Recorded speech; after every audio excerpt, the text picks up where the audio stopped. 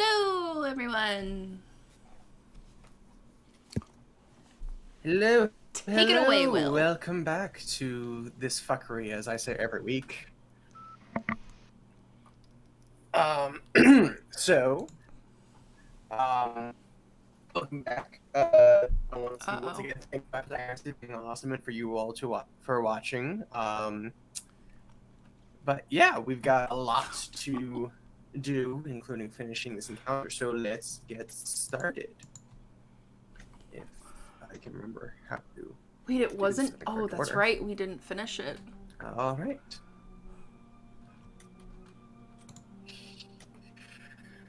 20 AEM in the realm of Theruginia.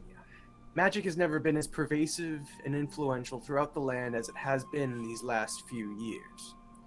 The event known as the Great Emancipation of Magic saw an unknown entity release a large amount of arcane energy into the world, specifically the region known as the Epigen, which contained the kingdoms of humans and halflings. At this same time, the race of elves, the guardians of magic, and their half-elf brethren mysteriously disappeared, leaving the humans, now led by the half-elf king Madrinian Variaris, to adopt both the legacy and the burdens of the elves. This era in history since the emancipation has seen many shifts, discoveries, conflicts, and opportunities for all people within the realm. Our story picks up with a group of adventurers consisting of Nozoa, Helbus, Ash, Thud, and Freebird. As they could tell you, they have seen more of what this era has brought upon the world than most people. They have seen war, strange creatures, treacherous regions, near-death experiences, and otherworldly beings. They've become local legends, especially within the Order of Arcane Resurgence, for their heroics and discoveries, including their most recent one, a fey-bound tree that granted them all visions. Freebird visited a silver expanse, Thud saw a battle of metal men and humanoids, Helbus heard gunshots and saw muzzle flashes in a sigil, Ash saw an ancient chest and matching key with the sounds of waves, and Nozoa saw her patron Larlock, as well as a green orb in a tower. Their next adventure has granted them a trip out to sea. Under the contract of the Order, the five booked passage on the Depth Maiden, led by the turtle captain Kraken, and left from the port town of Hornshallow to journey out west. The ship had to stop at Parlinod Island along the way in order to pick up the rest of the crew, and on the way, our heroes got their first taste of ship combat as a pirate vessel attempted and failed to sink the Depth Maiden.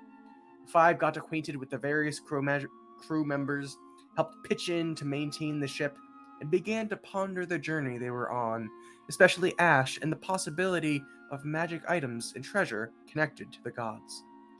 Eventually, they landed at Port Ost, experienced the rowdy nature of Pod City's nightlife, and brought the hungover crew back on the ship and set sail to the first destination. They came across a strange metal island full of steel buildings, large gears, and smokestacks sitting 2 days northwest of Parlinod. There, they visited Sam's infinite mindscape, where they met Sam the artificer, still don't know how to say that word, and his warforged companion, Tui. The group learned about the possibility of other people in the kingdom building these strange metal men. Nozoa used Tui's knowledge base to learn more about Larlock. Helbus built a metal leg with Sam, and Thud had his arms replaced with metal ones that could be switched out and attached. Thud did a bit more shopping before the group headed out on the Depth Maiden once again. The night ended with Ash communing with Pelor for the first time, asking questions about possible magical artifacts and connection to the gods, receiving answers that seemed to suggest that they were headed in the right direction and to be careful, as Pelor did not have direct knowledge of what they might encounter. The next day saw as Ash and Freebird met with Sasani, the ship's navigator, and the three tried to get a better idea of their course, as the map she had was crude and only offered general directions. As the ship passed a reef, Zoa and Freebird watched schools of fish, sharks, squids, seahorses, and eels going about their day in the waters below. After a few minutes, though, the group began to hear a beautiful song begin to emanate from the front of the ship, as suddenly Thud and some of the other crew members were entranced and made their way to the beautiful female figure standing on the forecastle. With them in tow, the woman stepped off the ship, sprouting her wings and revealing herself to be a harpy. The group battled the harpy matriarch as others from her group ambushed from behind the vessel, killing a crewmate and severely injuring others. while Freebird jumped on the matriarch's back and rode her out away from the ship to kill her by himself.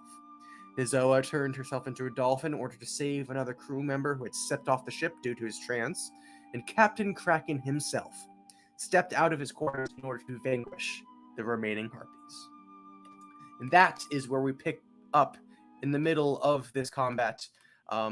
Take a look at the updated map now that we are no longer using Theater of the Mind to get a better idea of where everything actually is. Double check where you are, double check where the harpies and everything is. It's a little different than last week. And Helbus, we will get to what you were up to during combat when it gets to your turn. But with that, as we pick up right after Freebird's turn, after you have swan dived into the ocean below, and we reach initiative count 20, I need everyone except Freebird and Izoa to make dexterity saving throws. Yay, I don't have to make one. I need to get my ash dice out. Yeah, no, you're not on the ship. Thankfully. That's gonna be should still roll anyway. 17. No, that's a... I know we already all have advantages from share if needed. Yes, we do. Thank you, share. Let me get. Well, I got an 18. You got 26. Of course you What is fucking did. What's the dolphin's Dave, dexterity? I don't even... Oh, wait, you're not even on the ship! You almost went for it anyway. Can I take Dave's roll? Can I take this roll? No! Freebird swooped Channeling in. Freebird. Yeah, what is a dolphin's wait, dexterity? what- You know what? It's the 13. It's not too bad. Plus. How about Where every time is Freebird gets over the- 20, you give all his access to everybody else? So every I think it's a roll. good roll.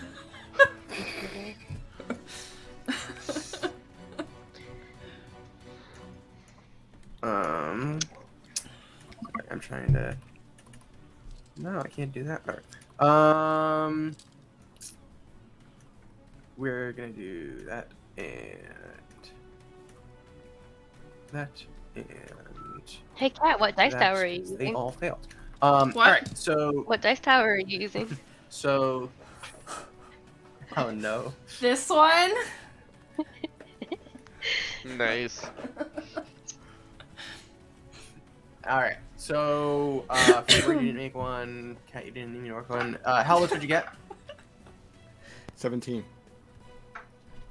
Somebody listen to me. Thank you, Right. David. Okay. 17. Sorry, I was rolling and doing things. How dare you GM, Will? Thud, what'd you get? 10. I have 1,000 things to keep track of. No Give this excuse. to myself.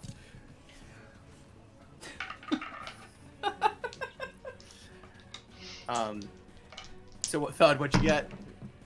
10. 10. 1 0. Okay. Okay. You have an are advantage. prone, Is that what and- I know, but I don't want to use it yet because if I started rolling that shitty, I don't want to know how the rest of the night's gonna go. You're not Sure. wrong. And Ash, you got a 18. 20 something. No, Oh, 18. 18. Okay. That was Okay. Okay, Dave. Plus 4. You are. Who rolled? Oh, Freebird rolled the fucking 20 because. And I had an 18. All right. So, as Freebird takes down the Harpy Matriarch off in the ocean, you all feel a wave hit the ship and careen it off course. As you all look and realize no one's at the helm anymore, and so it's about to go into the reef. And so as it turns, Would I have seen this coming? Probably not. Well, you're in the front of the No, boat, aren't you- you? I no, am. the you wouldn't have. You're too focused on the deck. Okay. So No, it's fair. Just wanted to make sure. Izoa and the crewmates Oh. are now. Yeah, you're gonna shift a bit relative to the ship. Oh, I see what you mean. Like as it turns. it's turning. And so Freebird, you're now like over here. So the ship basically did a 90-degree turn to the starboard side. And so Thud and a bunch of the crew members are now prone on the ground as they have fallen. So with that over, it is now the crew's turn. So the ones at the so that's all the ones at the front of the boat. They're all gonna get up because they don't want to stay on the ground with harpies on the deck. And Sasani's gonna try to get this harpy off of her. So she's gonna roll attack with her. Nope, that's a 8 to hit. She misses. Let's see. God damn Let's it. Whew. Thank you. I like how people usually say "God bless you" when Will just says "God damn it." He said, "God bless me." God.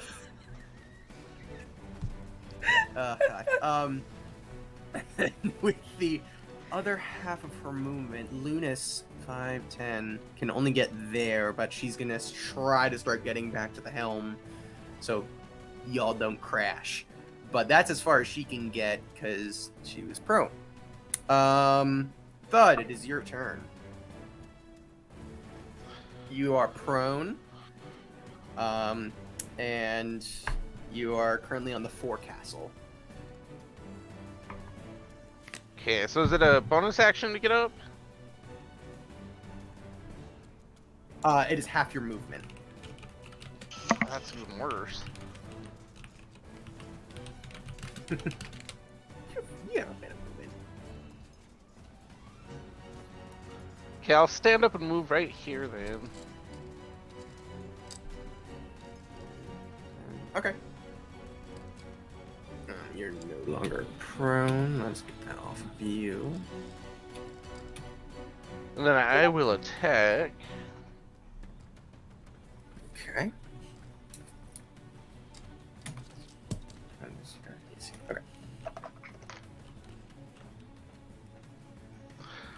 Wow.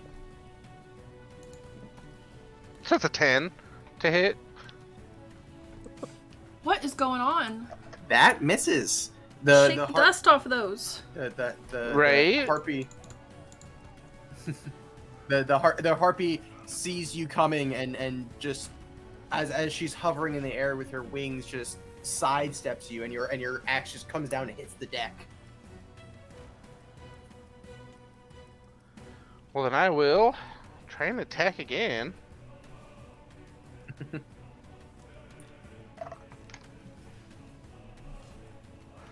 It's another 10. I'm gonna use an advantage. Jeez, yeah, okay. My word. Okay, that's better. That's a 22. That does hit. Roll damage.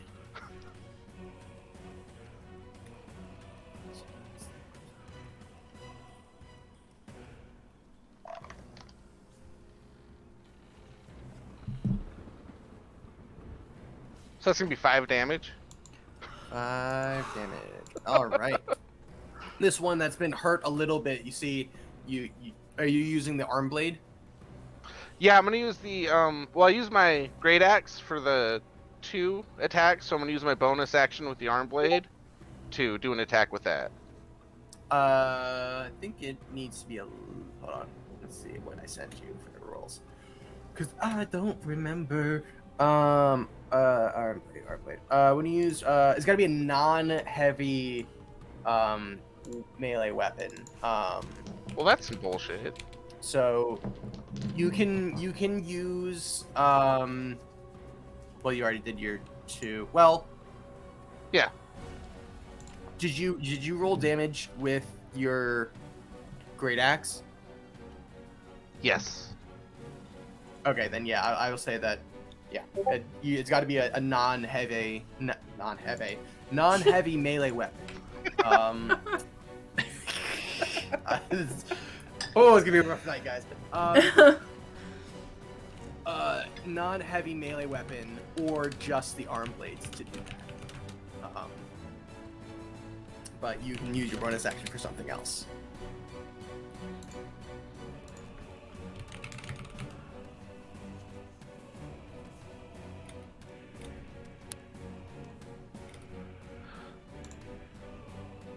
I don't want to do that either. Yeah, I will just I'll just enter rage since we're right here. All right, regular or frenzied?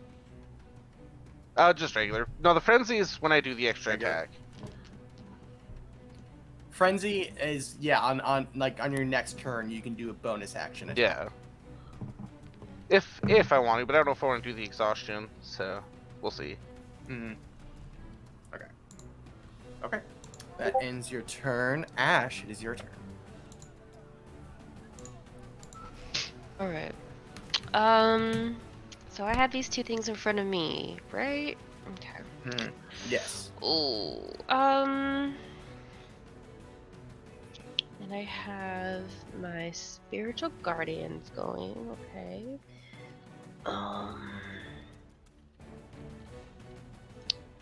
Yeah. Then I think my I think that's my guardian of faith over there. Yes, it is. Cool. I can't move him, so any creature hostile to you moves within 10 feet of that thing. Oh, cool. So these things will also take it. Okay, cool. That's not concentration either. Okay, cool. So then bonus action, spiritual weapon. Okay. Let me Bring get my you. spoon. Gimme. Let me get your spoon. Gimme. Really far down in my in all my I know, it's resources because goddamn I've uploaded a lot of shit. Yeah, I'm gonna have to get a new fucking spoon, probably. There it is. Where are you putting it? I'm gonna put it behind. Well, yeah, I'm gonna put it behind, in between them, on the other side of us. Why is my spoon so small? Do you not know the power of I the gotta spoon? make it There we bigger. go. Tiny ass spoon. To make it bigger, it's by default it's only one Yeah, it's square just a big, square. so I gotta make it bigger. Cool. Yeah, then it's gonna go ahead and it's going to attack. We'll just call the one on the left. And, Okay. um, The one on the left. Okay. okay. Yeah. Okay. Cool. That is a 18 to hit. 10 plus 8. I was like, ooh, maybe I need to use that. That hits. Cool. So 1d8 plus 4. That is 5 plus 4, so 9 radiant damage. 9. Let's make sure that doesn't. Radiant doesn't matter. Radiant does not matter. All right. Full brunt of the spoon as it apparates in a radiant beam and just strikes the harpy on the back of the head after being hit by thud. Some blood comes out of its mouth and is just starting to fall on the side of its mouth. Yep. So that is my turn. 'Cause I'm not gonna Okay. move. All right. It's Patrick's turn. Passion has not. What has Passion done so far? Passion used Bardic Inspiration. Used Counter Charm. I think he's attacked. So, at the moment, he's gonna cast Bane on the 2 harpies by you guys, and then one of the harpies by Bamor. How to tell when your DM So, feels sorry for his charisma players for the saving encounter that he throw? created. No, I'm just playing the intelligence of actually intelligence of my NPCs because they're, let me tell you, pretty powerful. That's gonna be a fail. That's also gonna be a fail. That's also gonna be a fail. All 3 harpies that he targeted now have Bane on them. And then with his bonus action, he's going to use another Bardic Inspiration on Sasani because he's scared for her. So she's going to have a Bardic Inspiration. But that's his turn. Captain Kraken gets up from prone and strikes the harpy in front of him with his big ol' sword. That's gonna hit. That's actually making a... Oh no, it still hits. Wow. Yeah, it still hits. So... Ooh, that harpy's gonna die. 19, and yeah, that harpy's dead. Captain Kraken, after coming out, striking the harpy once, getting knocked over by the wave and the lack of helms person, looks over as Lunas is running down the stairs and says, "Get to the helm!" And then gets up and with 2 strikes comes down with his giant sword and just cleaves the harpy in half. But that is his turn. Isabella, you are in the water as a dolphin. I am as a You are water. 10 feet Water. away I am as a from- water. Oh wait, he should be a lot farther away actually. No, Because, he shouldn't. He's now, he's, I'm gonna say because the ship was turning and not going the full speed, he's just gonna move like there. But he, since his turn passed, he moved back a little bit. So Okay. it is now your turn. I'm gonna use all my movement to get to him. However much that is. Okay. And just kind of... I mean, 10 feet to get next to him. Okay. You have 50 feet left. I'm gonna kind of swim under him a little bit, kind of like pick him up, and like hopefully he'll hold on. And I'll swim back Okay. to the ship.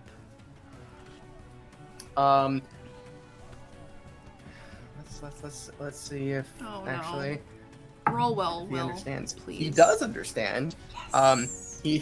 He looks over as he's drowning. He looks over to see a dolphin, and for a second he gets scared. He's like, "Holy shit, a fin!" But then you get under him. He's like, "Oh, okay," and he immediately wraps his arms around your top fin. Yes. Roll a athletics check as a dolphin. Oh god. But I think that's I'm just his strength scared. modifier. 'Cause I don't think it's Roll proficient. a person to handling see, check. to see as a dolphin. how quickly. I don't want to do this. Alright. We're gonna use the Person- dice oh, God. tower. Oh, that went on a journey, and it was horrible too. What am I rolling? Athletics? Strength. Oh, yeah, we're gonna use my, Athletics, but if it's not, advantage. it's probably just strength, because I don't think. Let's roll with advantage. Side note, we have 2 sea travel tables. We're on a sea Holy travel. shit. That's Okay. even worse. That means that we're gonna have. We now have 3 that we have to get through, and we have 4 more days of travel till your next. So that's a 7. But it makes sense in the story since people keep disappearing Okay. around this time anyway. And now here goes Nazoa. So, see ya.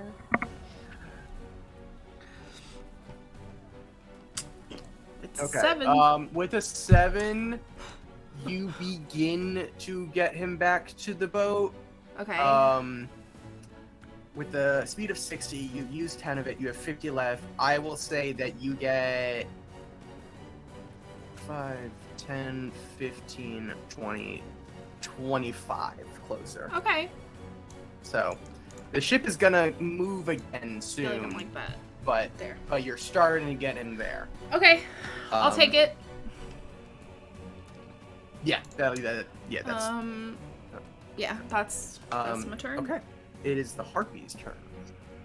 Oh, sorry. Did you have do you have No, something else you want that's to it. do? Okay. Harpy's turn. So harpies have to Yeah, deal they're just gonna with. attack They have. because they've got their 3 target. Or They have to deal with my my spirit guardians. So they need to make their 6 in a natural wisdom 1. saves. Sweet. Then they're gonna take 16 damage. Okay. And I don't think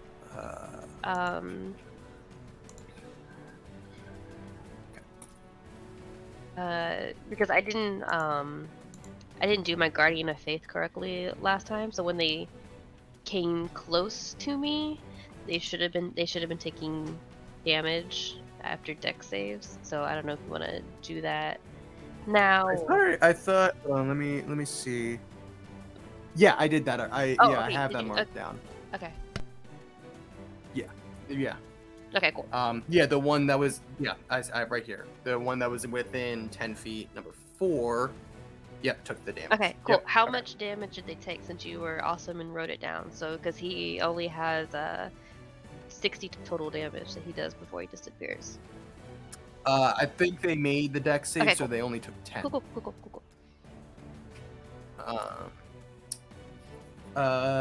Okay, so one of them is gonna attack Bamor because they're angry and want food. That's gonna miss. That's gonna hit though. So Bamor is gonna take another few points of damage. Bamor is looking rough. Advantage on because she's prone. You do That have is a also DM gonna- advantage as well, because you should What definitely does the use it for bane an do? NPC rather than an enemy. Okay. Well, when I get to an NPC, Yeah. I will use the advantage. But the Harpy had advantage because he's prone. What does the Bane do to them? It's another. Yeah, Bamor is looking rough. He's currently on the ground, kind of leaning up against the mangonel. And Harpy's just laying into well, him what with her about, claws, and he's just getting Sorry, scratched. DM. What up. about the Bane that got put on them?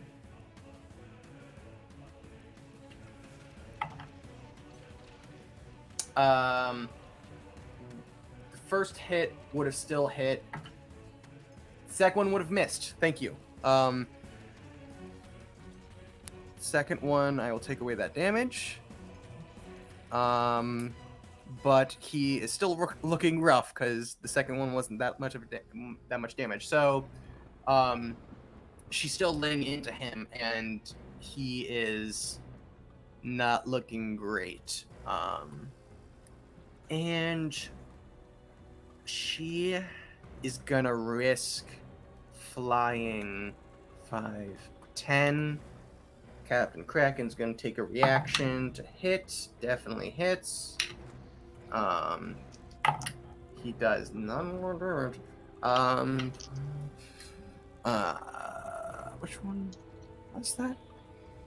Oh, this one's dead. Okay. And then this one takes 12 points of damage. 30. There we go. Okay. So that one's now just off the ship. The other two, one of them's surrounded by 3 things that can kill it. So it is going to disengage as an action. Ooh, get this stone out of here real quick. 5, 10, 15, 20. The other one is gonna try to finish Sasani off. First attack with Bane. That's probably gonna hit. Plus 3, so that's a 21 minus 2, that's a 19. That definitely hits. That's only 4 points of damage. She's still up. But the second attack is a 7 plus. No, that's not going to hit. So, Ash, you watch as. What is that? You watch as one of the harpies looks around at you, Thud, and your spoon behind her, and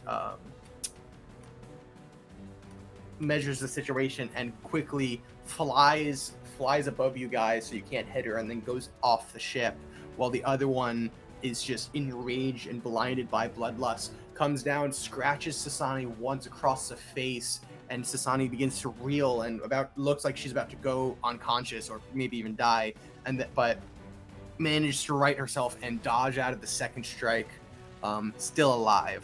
But that is the harpy's turn. Is Bemor's turn. He uses his movement to get up.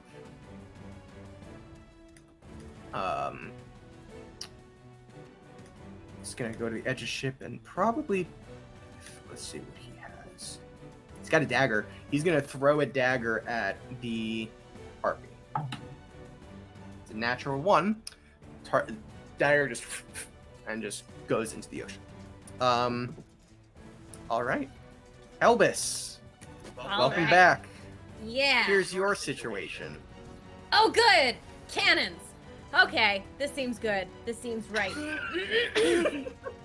So, what has been happening below deck?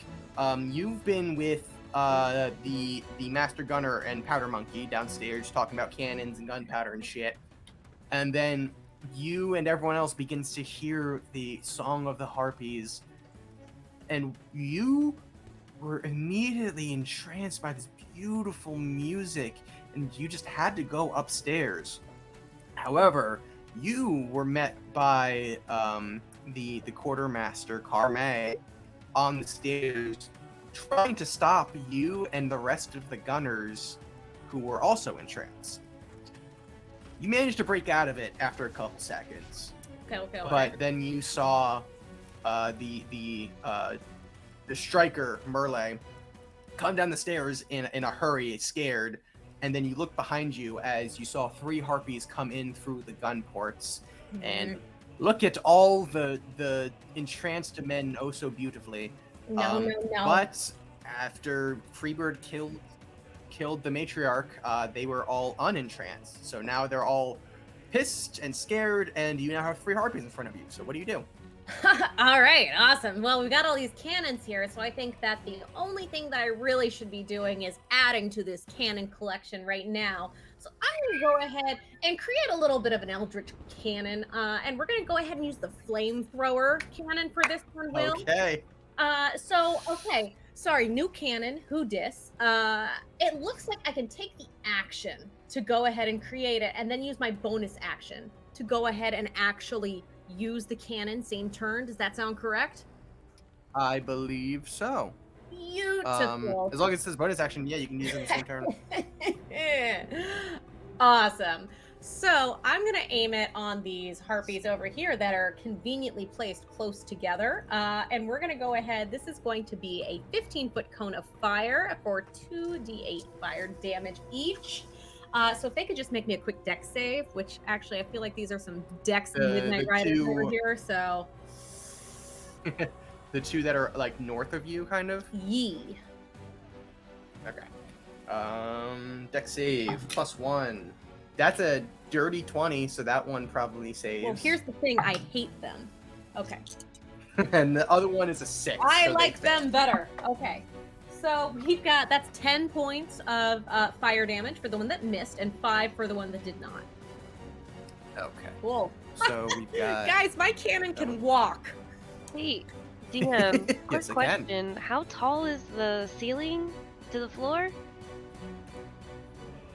It would be probably like 10 feet, but let me double check. Here we go. Ceilings in the lower deck holds and cabins are 8 feet high. And she just made a 15-foot cone? It's fine, don't worry about it. The ship can take it. It would have like, yeah, it would have.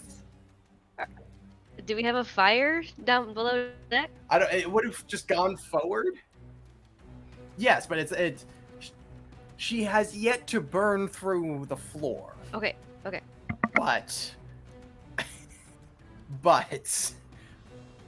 might be something to keep in mind. Keyword. We Keyword there don't is we don't might. need a sea travel table when Helvis is below deck. So I would assume that with Helvis on deck, especially with Freebird and Thud and Nazoa of all people, there would probably be some sort of fireproof coating on the general like wood of the ship.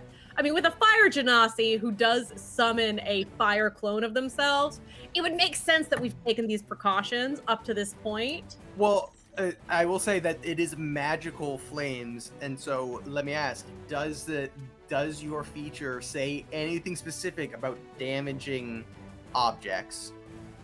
You're gonna make me read all this right now. Hold on. I mean, this could determine how much damage you do to the ship. Look, it can be held in a hand, bro. It's a little cannon. It's fine. No, I think it's fine, but if it doesn't say anything, then I'm gonna rule it as it doesn't damage the ship. But if it says it does, that's a different story. How flammable would you say this ship is? It's wood. How flammable is it treated? I feel like it's got to be waterproofed, so fireproofed also makes sense. It's not gonna light on fire right now, but if you perpetually let your cannon Just shoot let me have flames- this. Just let me have the flamethrower. Oh, I'm letting you have it. I'm saying it's fine, but No. if It does catch flammable things on fire. It looks like, if they're not being worn or does. carried. So I mean, technically, the boat is being carried by the ocean. Okay. So I will. So basically, what happens is your flamethrower bursts out, hits these two harpies, and then goes away. And for the most part, it doesn't look like you singed some of the floors and ceilings, but you didn't catch anything on fire. However, the cannon goes off and just fires a cannonball out into the ocean. Okay. But that's about it.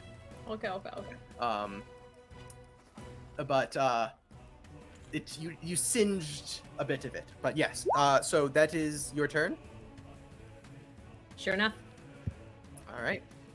Freebird, top of the round. It is you. Let's go back up to outside as you are floating in the water. You watch as the harpy matriarch is just falling deeper into the water, bloodied and beaten. Is there anything you'd like to try? I'd like to actually do something, not try it. I'm gonna dimension door right to the helm. I forgot I gave you that. Fucking damn it. So I want to know, so tell me what's become of my ship. Perfect. I'm gonna yell hard a port, but I'm gonna turn right, really hard. Shit. Okay. I will. Everyone make a dexterity saving throw besides Freebird at advantage, because he told you. And I'm assuming One's me, gonna right? burn you. I'm gonna wet you.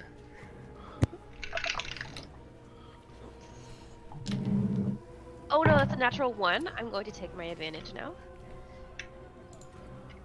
Well, you have advantage because he Oh. told you. Oh, Yes. well, that's not much better. Okay. All of the crew members made their save, so they're fine. 13. 16. Okay, you're fine. You're fine. Okay, so Freebird quickly turns the ship to the right, even though you were all expecting it to go left. So Oh, they were expecting it to go Zoa, port. you guys would basically be like here now, going towards the ship. So you're actually a lot closer to like the ropes to get up. This harpy would have probably gotten hit by the goddamn ship. So I'm gonna say it's like here, and it's gonna take 6 points of damage. I rolled max damage on that. Nice.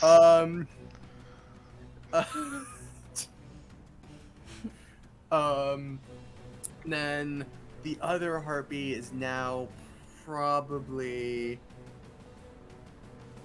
The other harpy would have gotten hit by the ship too, looking at the trajectory, so it's gonna take 5 points of damage. Wait, no, I did not kill it. Okay, I thought I killed it for a second. Seared that one. Okay. All right. So that's what your ship looks like now. You got harpies clinging to the sides of the ship, while you look over and see Nizoa in her dolphin form, bringing one of the crew members closer to the ship. That thankfully really helped you. You really helped out because you basically got the side of the ship closer to her. But yeah, that's. I would say that's the end of the turn with Dimension Door and Yep. controlling the helm. And banter. All right, it's the crew member's turn. Sasani is definitely disengaging and running away. 5, 10, 15, 20, 25, 25. So is Ben, because once he sees Sasani running, he's going to run. And 30, 35, 40, 45, 50, 55, 60. Is trying to get to the helm to help you, but doesn't quite make it there. That's the end of their turn. Thud, your turn. Sweet. So I'm just gonna go ahead and take a couple steps right here and attack. Okay. Go ahead.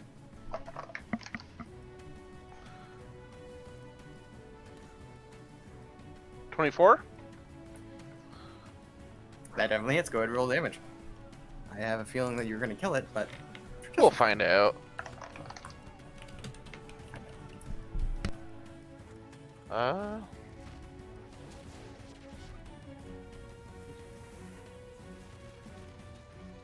It's 18 damage. Yeah, you kill it. You get it. Boop. You come down, cleave it through with your axe again. You now see that the other harpy that tried to fly away got hit by the ship as it was turning and is now like kind of clinging to the side. Can I get to that one? You can get up to it, yes. It's gonna have a bit of cover because it's like on the side of the ship if you wanted to attack. Right, 'cause I get 2 attacks. So, or well, 2 attacks per action. The movement breaks up my action, right? Yes, but you can attack, move, and then attack again. Okay, cool. Then I will attack again. Okay. Do I have to do a disadvantage or a anything because she's disadvantage? partially covered, or? No, you're fine, but it has a boost to its AC thanks to cover. That makes sense. 19? That still hits. Feeling you're gonna kill this one too. Maybe. It's only 12 damage on that one. Still kills it. Oh, nice. But yeah, that's pretty much all you can do because there's nothing else around you. I'm blocking my own notes. Ash, it is your turn. You currently you watch as Thud goes and kills two of the other harpies that were on the ship. You watch as Ben, the cabin boy, and Sasani run down the stairs trying to get away from the harpies. Sasani is bleeding profusely. She is not looking good.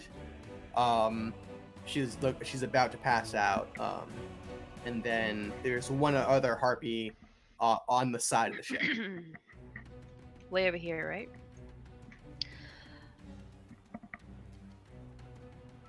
Yeah, that's the other the is last way one over there. left on the deck.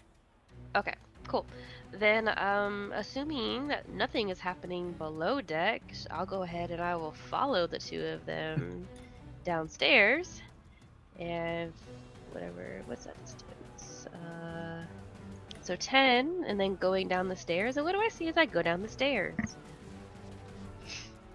Oh, the stairs would be over here. Oh, over here? Okay, This port is to go downstairs. But downstairs, you are... Let's get you on this map.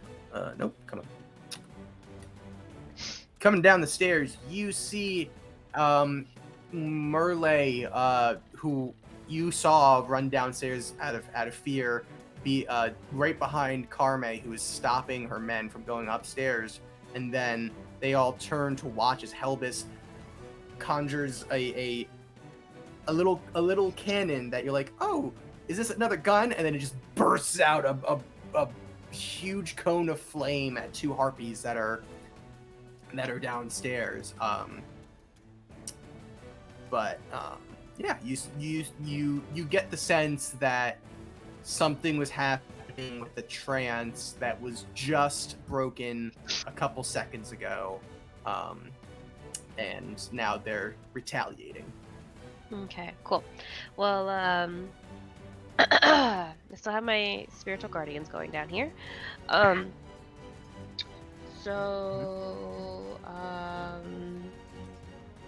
I don't see the two that came down here that I was intending to heal. Did they just keep going down? They just said F this and just kept going down? Am I right? Who are you talking about? The people that I just followed down, the deck boy and Oh no, they're still on the deck. They came down the forecastle stairs. Oh, okay. Okay, that's fine. I was intending to follow them down wherever they were going. They're still on the deck. If you like, you could basically what this moment is you go you pick up the latch, the hatch. Yeah, Okay. the hatch that is going downstairs. You see what's happening downstairs, and then you look up and you see Ben and Sasani on the deck. Okay, I'm gonna tell them. More stuff seems to be happening downstairs. Stay up there, and I will go down. So Okay. yeah, I'll be back down there. Cool. They're like, oh god, nowhere safe. And so. And am I going to be able to? Do I see these other three harpies through everybody? Yes, you Oh. yeah. 10. As soon as Am I- Helbus's thing Am I able passes, to move through any? Or are we able to move through our people? let's see how much movement we used. You started there. I used 10. Yeah. So you started there. That's 15, and then you go downstairs. Go that way. You can't really get any way. You can get either. I'll say you can get either here or here. Okay, then I'll be right where you put me. Okay. Yeah, that's fine. And Helbus, what is happening there? What? And I will go ahead and I'm going to use my action to activate my breastplate of faith. Okay. And oh, maybe not. Are they all touch spells? Nope. Okay. Okay, those two are touch spells. Okay, then I will. Wait. Are they spells? Two of them are. Two of them are? Yeah. I don't. It's been a while since I looked at this. I've got a lot of homebrew that I can't keep track of everything. I can't. Like Because that's an open spell. the breastplate we said last time that the breastplate doesn't take away the concentration aspect, right? Mm. Okay, cool. Then I'm actually not gonna do that. I will Yeah, all right. Breastplate. Choose one of the following spells: Shield of Faith, Warding Bond, or Death Ward. Oh, Shield of Faith is the ranged one. Okay.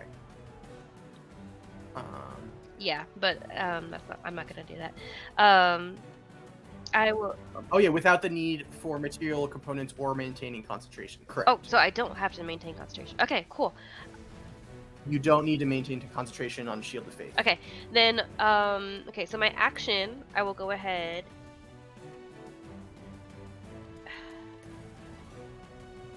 Okay, so then question: if I use my action to activate Shield of Faith on Helbis, can I use a bonus action to cast a first level spell?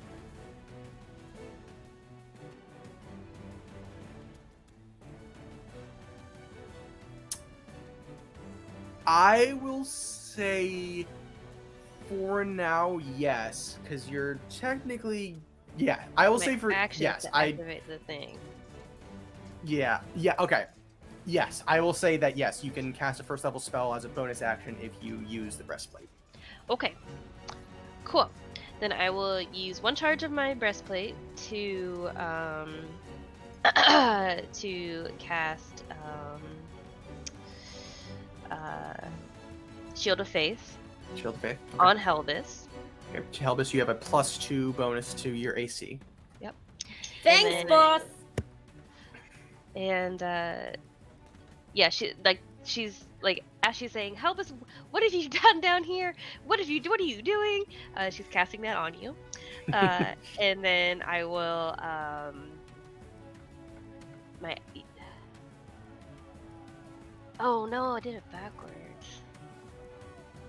That was my action, so I needed to do a bonus action for. Mhm.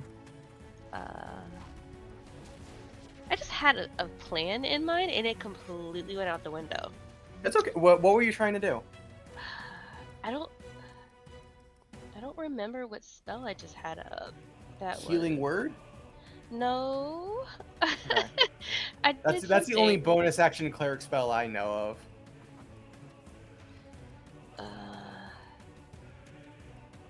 Oh, you know what it is? I think it was I'm so sorry, guys. No, you're good. You're good. Because Shield of Faith is usually a bonus action. Oh, and it's an action. And it's an through action the because breastplate. see Got that. it. Yep. So yeah. Hmm. So I guess actually, my bonus action, I can recall my spiritual weapon. Sure. Yeah, you can do that. And I will place it over here, behind. I'll put my spoon behind this guy over here.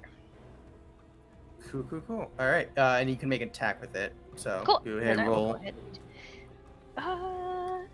Let's use. Oh boy. Oh, do I have any more advantages? Oh, I do have. I have from. Sure. It's 14 Yes. plus. That hits. You can go ahead and roll damage. Okie dokie. 5 plus 4, so another 9 points of radiant damage on Lefty. All right. big wallop to the back of the head. This this harpy not expecting an attack from behind, just coming through the window. That ends your turn. It is Passion's turn. Deck. So that's gone. You're gone. He's gonna just come over to the ladder and wait and hold his action to help the crewmate get back on the ship. Captain Kraken is gonna go over and swap the fly on the side of his ship. That's gonna be a hit. That's gonna maybe miss. What's his bonus? +9. That's gonna hit. How many hit points does the fucker have? Oh, it actually has a lot. Ooh, that's not good. 12. That's better. Damn. Okay. Captain Kraken comes over once again with his sword, swings twice, and hits the harpy. The harpy barely hanging on by a thread, but still alive. Nizoa, your turn. I'm You can gonna swim right up get to the side of the ship. and let. Okay. You get to the side of the ship, and you can let Mr. Crew Member on the side. Mhm. I will say that his turn already passed, so I'll let him hold his action so that he just goes up. Passion helps him up, and then he gets on the deck of the ship. You only used 10 feet of movement. Is there anything you want to do? I would unwild shape and get back on the boat. Okay, sure. That's easily done.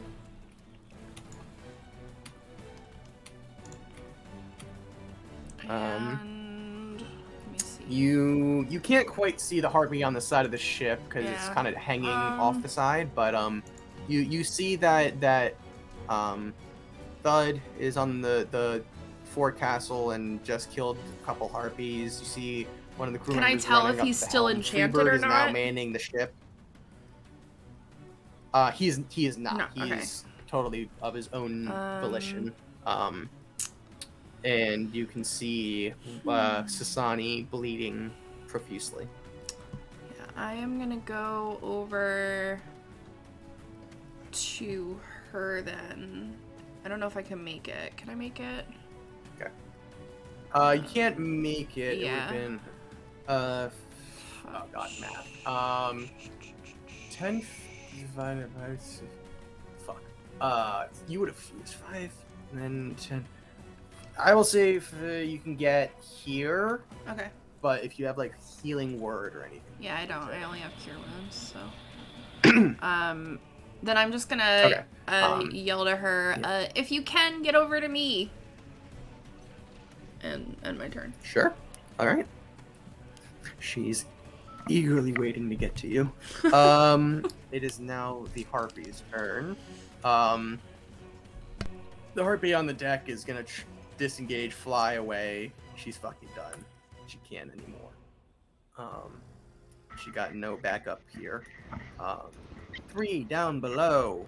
Let's see. What do we got here? One of them has to make a save for Ashes. Spirit Guardians. That is a natural 20, so that is going to be half damage. I will roll that and get back to you. Okay. What is the intelligence of a harpy? Not good. It's only You're 9 gonna damage. go straight into the goddamn Spirit Guardians. It's only 9 damage. One of them's 9. Okay. That one damaged the most damaged one. It's gonna get okay. One of them's gonna come over to you, Helbus. Strike twice.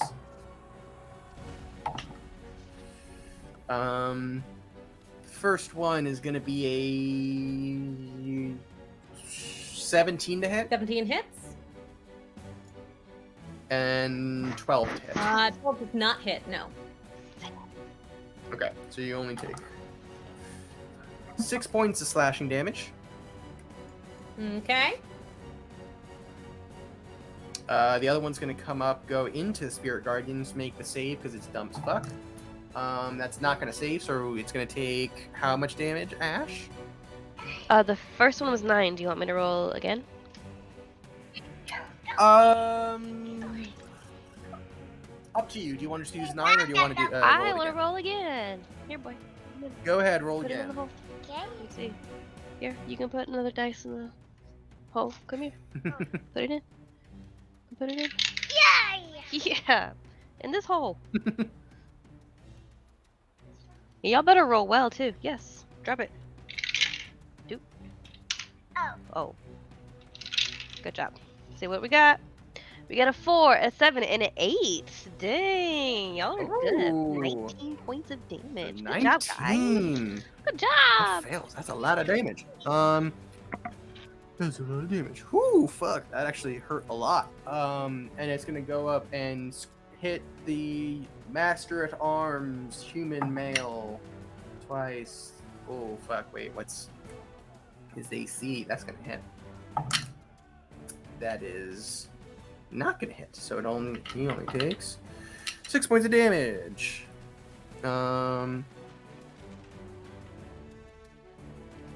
Okay. And then the final one's going to come up to you, Ash. It has already taken the damage from your Spirit Guardians. What's there? That's a natural 20 on the first one. That's literally the only thing we can do to hit me.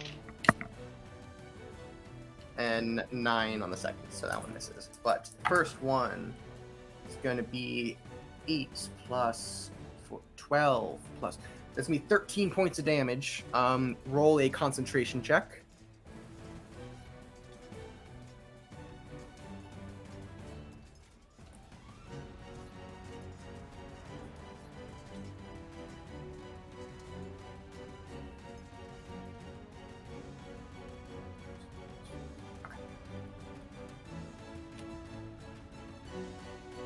Ash.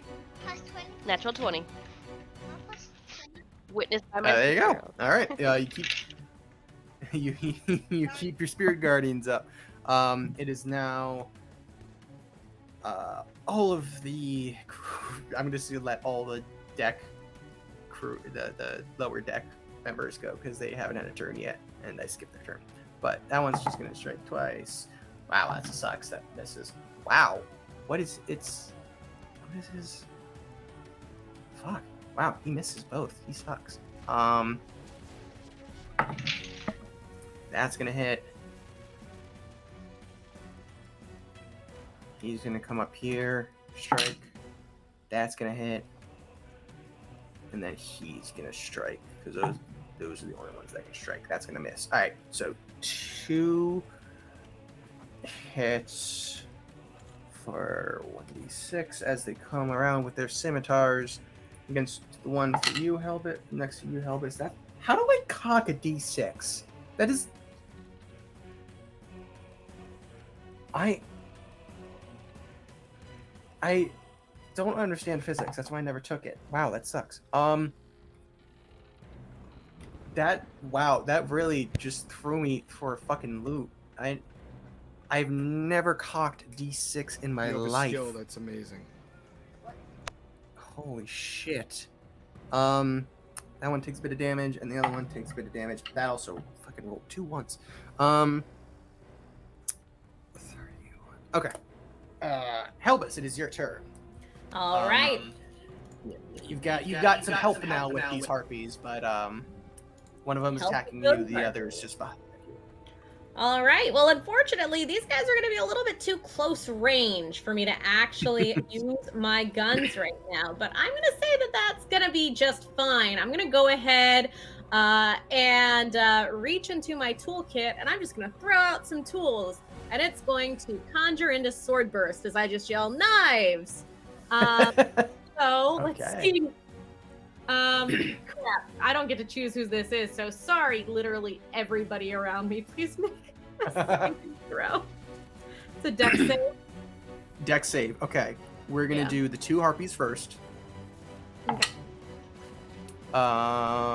Dex save +1. She's learning new 11 things on- about herself.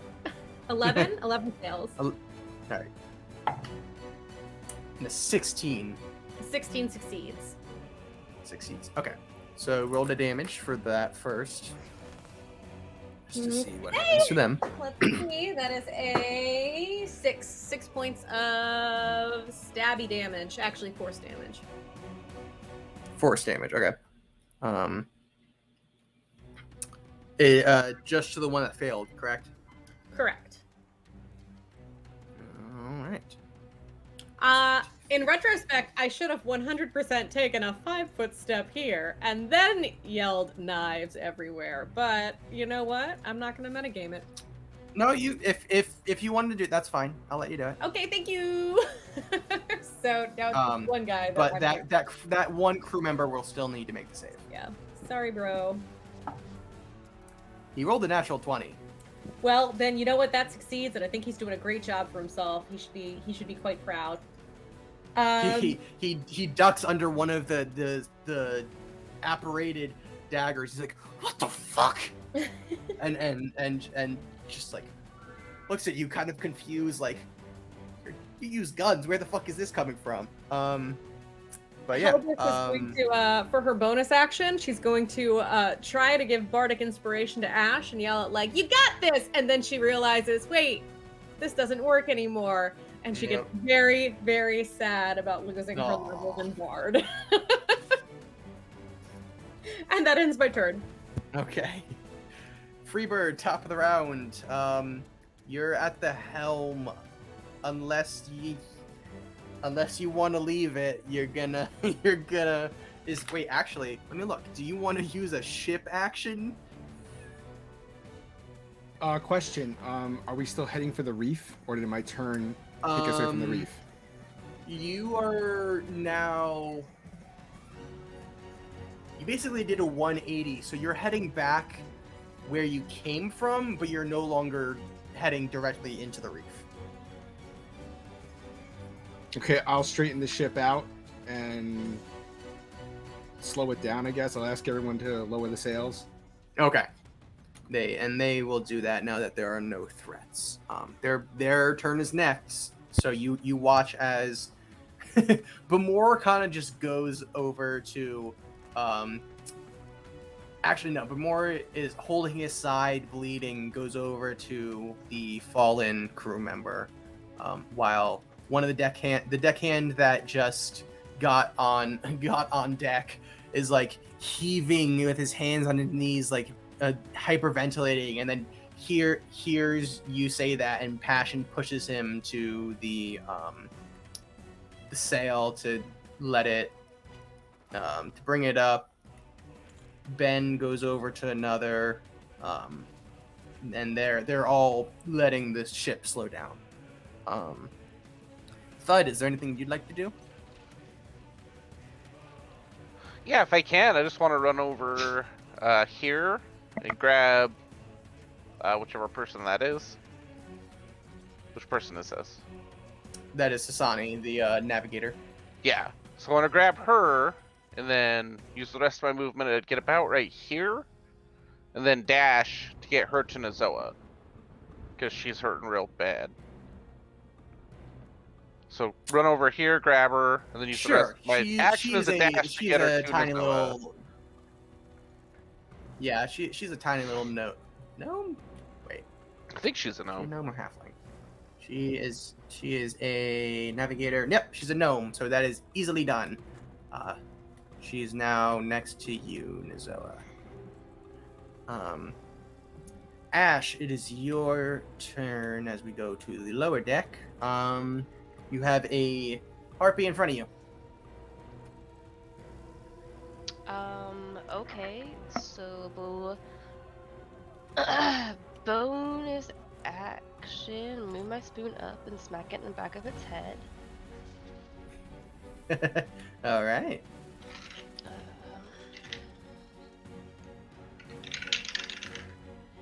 17 plus whatever. Plus 8. That definitely Cool. hits. We're 1d8. 3 plus 4. So 7 points of radiant damage for that. All right. So that's my bonus action. My action, I am going to. What do I want to do? What's something fun? I'm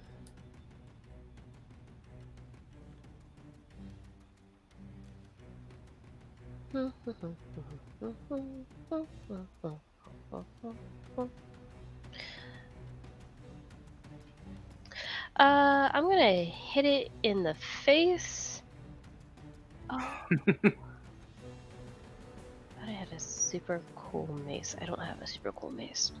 That's fine. I'm gonna hit it in the face with a guiding bolt. Guiding bolt. Okay. Yeah. Question. What? You're level 10. Do you have?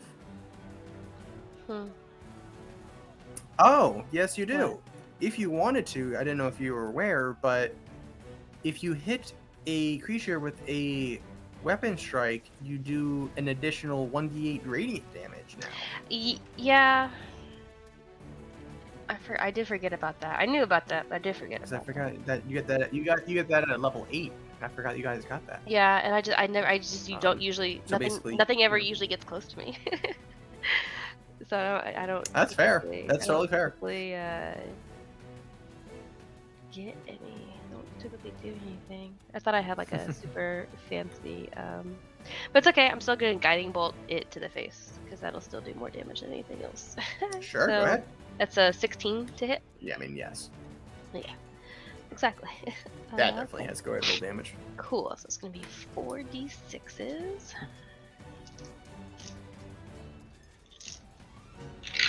Probably one of my favorite spells in this game. Because it's so good for being like a first level. So 11 plus so 1, 5, 6, and 4. So 10, 15, 16 points of radiant damage to its face. Okay. Okay. Coming from behind with a spoon and then hit it with a guiding bolt. It is beginning to glow with radiant energy in all of its wounds. Its blood is seeping out and just begins to glow. It is badly, badly hurt. That ends your turn. It's Passion's turn. He is going to hear the raucous coming from below. So he's going to go over to the hatch, go down. Passion, where's your tail? Buddy, where are you? Right there. Oh no, wait, hold on. You're one of my characters that I made a character sheet for. I don't know why. Use that. There you go. And he's just gonna cast Shatter behind the two harpies over there. Constitution saving throw for a harpy +1. That's a 19. Wow, saves. That fails though. And Shatter is 3d8? 3d8. Boom. Boom. Boom. Shit. 9. 9 points of damage to... You take 4. So... That. And then you take... More than that. You take 9. 16. Okay.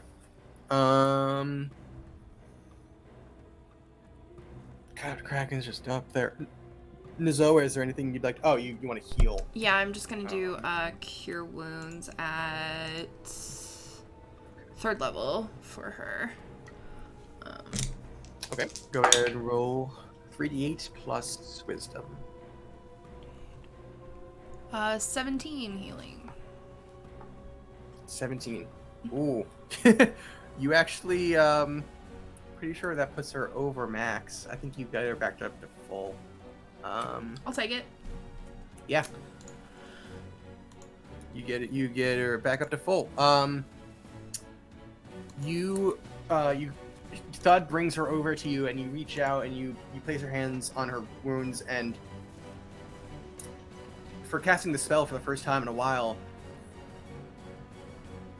warm amber energy comes out of your fingertips and just seeps into her, and you just feel this glow of warmth, as well as you feel as if there are two other arms on top of yours helping you imbue your magic. That's pretty. And for the first time in a while, you feel a familiar, friendly presence right behind you. Cool. Does that end your turn? Let's see. I am then. These are the stairs to downstairs, right? No, it's the hatch at the center of the ship. That's one, right. like, Okay. right next to okay. you. Then I'm gonna walk over to that and be like, "Do you guys need any help?" You look down and you just see fucking crew members wailing away at harpies, and Helbis is like spinning around with astral daggers around her, and Ash is going to town on a harpy with radiant energy. So I would know that they need help. I'm assuming. You get the sense that they are in the middle of battle, Okay. and you could jump in if you wanted to. I'm just gonna jump downstairs, but that'll end my turn. Okay. Yeah. Yeah. Okay. So, passional. It's hard to get Excuse me, down the stairs Passion. because there are people like crowded around, but you're on the stairs. Can I get down the stairs? No, it's. No? Uh, I would just move like there, like next to the cannon. No, that's No? on the other. That's like kind of like behind the wall. So. Oh, you- okay, that's fine. I'll just stay so there then. 5, 10, 15, 20. I would let you go either here or here. I'll stay there. Okay. Yeah. Cool. You're just in it. It is I'm very probably like crowded down crawling here, on all but, fours. Yeah. It is the Harpy's turn. They're gonna make their saves against Spirit Guardians. That's a fail. That's a dirty 20. Holy shit. They're rolling a lot of dirty 20s. So roll that damage, Ash. Will do. First one failed, second one succeeded. Yeah. Alright, 3d8, and here we go. Oh man, that just went everywhere. Ugh, that's not a great roll at all. 4. 4. Okay. I got 2 1s and a 2. Oof. Yeah. Okay. So then they're gonna. Well, let's see. Not intelligent, but they're really hurt.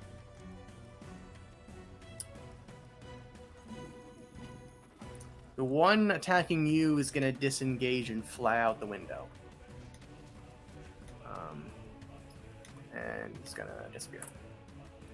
The one.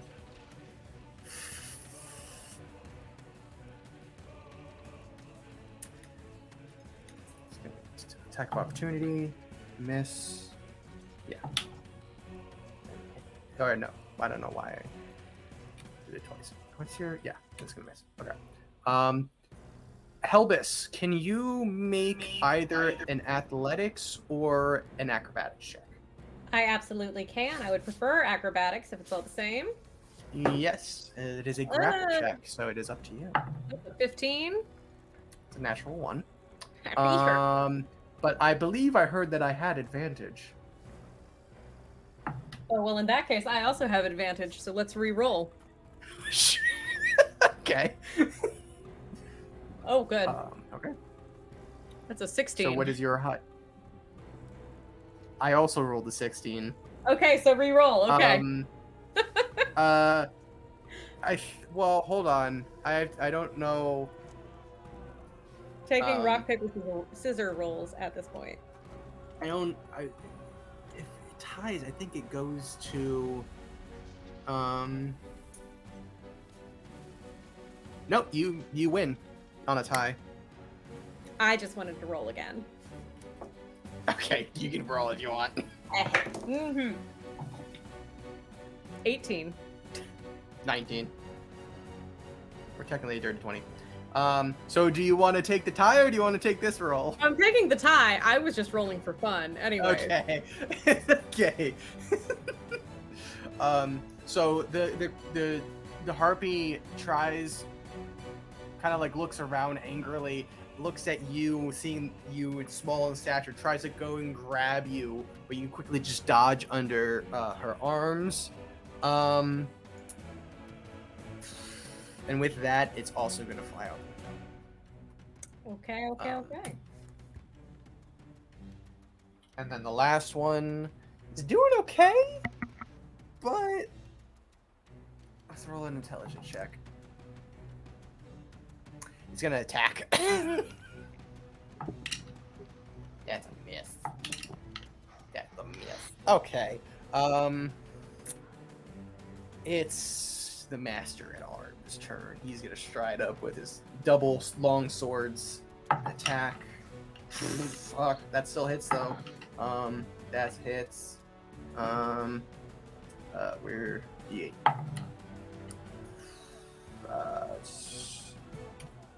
4, right? 4, 5, and 3. Okay. Are there any other? Oh, there is him. He's gonna throw a dagger. Yes. Yep. Okay. Helbus, it is your turn. All right. So what we're gonna do right here is I can't really do a whole lot. In You terms, could always back up and try. I could back up and try. I could, but then I would have to take a opportunity attack, and I don't feel like playing that. You are correct. So instead, oh, this is such a bad idea. This is such a bad idea. I'm just going to try this. I have a question. How acid resistant is this boat?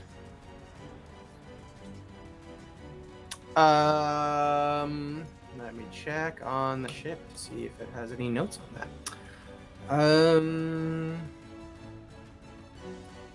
Damage, poison, and psychic.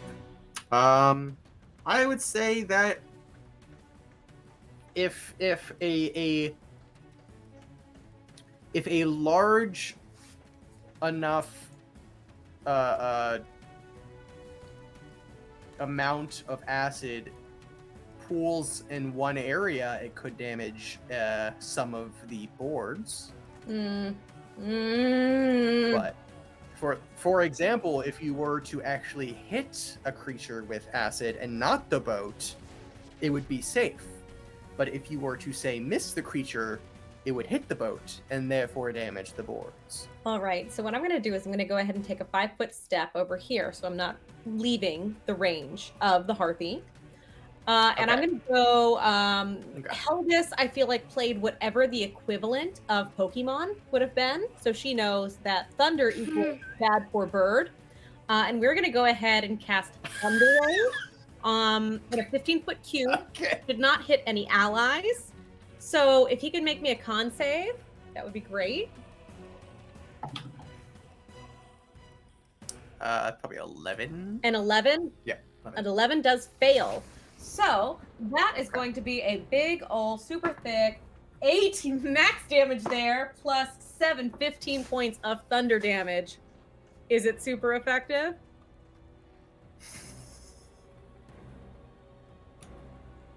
Is it Listen. super effective? I'm gonna make it half super effective just for the reference.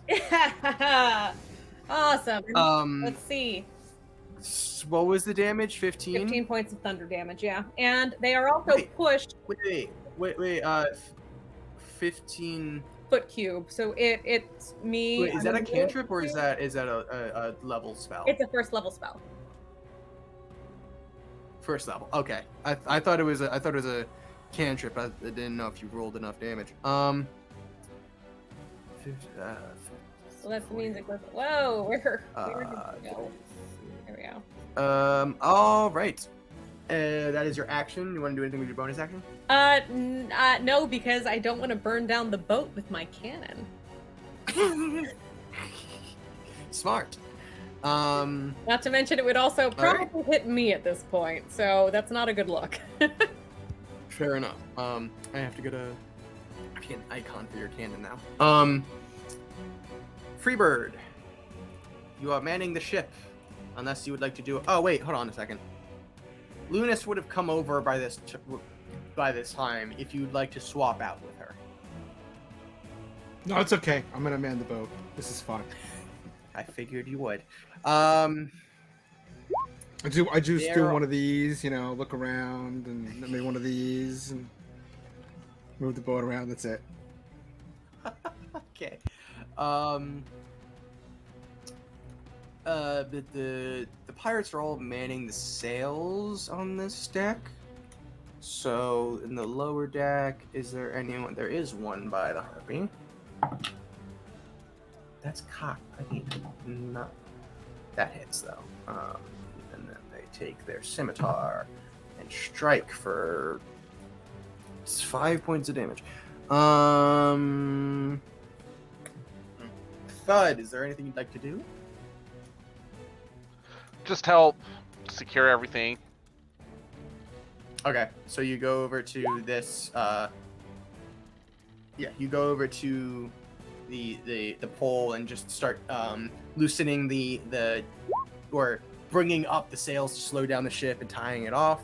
Ash, it is your turn. Go back to the lower deck. There's only one harpy left, and it's currently kind of being dealt with. If you'd like to do something. Yeah, bonus action spoon, moving it over, smacking Okay. it in the head. Go ahead. At this point, with a bunch of people around it, I'll give you advantage because it's struggling. Okay, that one was a 19, so let's see what this one is. Okay. It's a 10, so 19 plus 8 is 27. Yeah, that definitely hits. 4 plus 4, 8 points of radiant damage. Oof. All right. Wait, radiant or is it force? It's radiant. Oh, it's radiant. Okay. Yeah, it just takes the look of a spoon, but it's Gotcha. Okay. yeah. And just because she's tired of dealing with these things, sacred flame on it, so a dex save. Damn. Okay. Dex save. 10. Fails, so it's gonna take 2d8 radiant damage again. Okay. A 4 and a 6, 10 points of radiant damage. Oof. It is looking rough. Oh my Lanta. And when she realizes that it's not going down, she's gonna move up and say, "Why the fuck are you not going down?" And yeah, that's where she'll move up to, and that'll be her turn. Okay. Well, let's see if this works. Passion, seeing how rough it is just gonna come over next to you, look at the harpy, and say, "Hey, piss off!" and cast Vicious Mockery. Wisdom save +0. What's +0 with a DC of 17? It's a 1. So, 10th level, I believe it's still 2d4.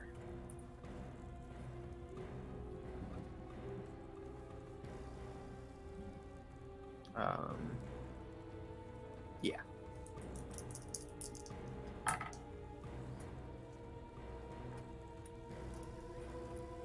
That's 6 points of damage. You watch as Passion points at the harpy, yells, "Piss off!" and it clutches its head screeches out in pain and collapses on the ground, dead. With that, combat has ended, and I think that's a good place to take a break.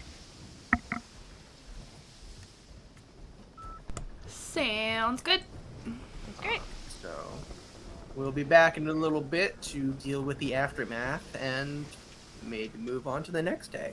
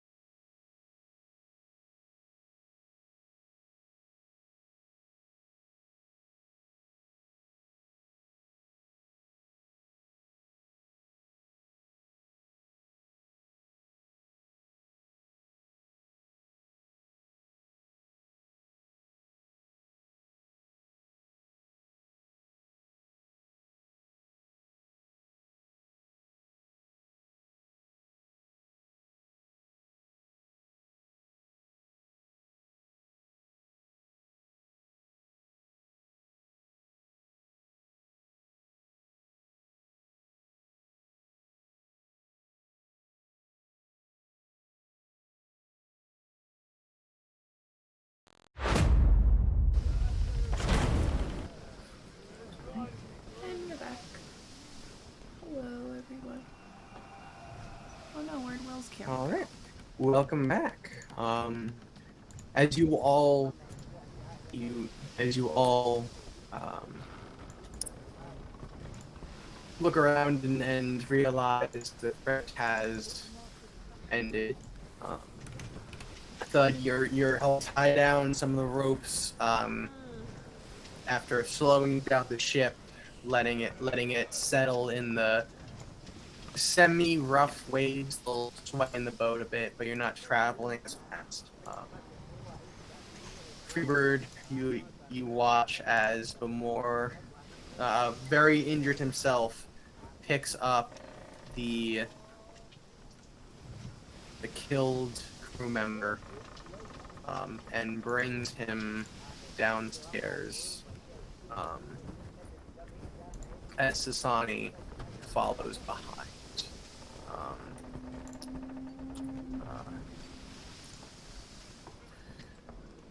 Captain Kraken kind of just stands at the top of the stairs next to you, eyeing you a bit, but then just breathes and seems like he's collecting his thoughts as Lunas is kind of leaning on the railing, catching her breath and watching you. Down below,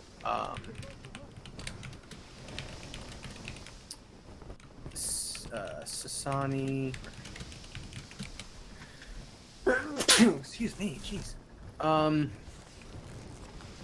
Bramor brings crewmate down, along with Sasani coming down herself. Oh my gosh, well, funny. And they go. They talk to the surgeon, and he holds the door open as the three of them, with Bramor and Sonny laying, going inside and bringing the deckhand with them and close the door. The powder monkey Riru comes over, and her men. The three of you in the decks catch your breath, look around at looked at the harpy's body now laying on the floor, and a couple of the crew members checking their own injuries and hacking coming over and being like, "Well, couldn't help but say that I'm not surprised. But thank you for your help." And he just breathed out a deep Will, you're breaking up. sigh of both. Oh, I'm down. Still connected. Passion just breathes out a deep sigh that's both relief and disappointment, as he looks to the door to surgeon's room. But then he goes and mills about and checks in on his own crew members. Captain, my captain. Oh, What would you captain. all like to do? I'm gonna offer to heal anyone that needs healing. You go up to the top deck. Yeah, anyone who needs any extra healing. Okay, you can. Bit, just to not tax maybe the most seriously injured can come with me, and the not to downplay your wonderful medic's abilities, but yeah. Yeah, you watched as Bamor and Sasani came down the stairs, pretty injured themselves, along with a body, and go into the surgeon's room. But I'll go in there. I'll go in there. Arms, Master Arms Sheldad, he comes along with you, as he himself is injured, and you can go along and heal. Sani is at full health, but she she needs some patching up and rest and heal either Brimore or Sheldad if you want. But as you come into the room, you see that the deceased crew are now able. I'm so sorry, Will. It's so hard to hear you. You're breaking up really bad, Will. Hold on.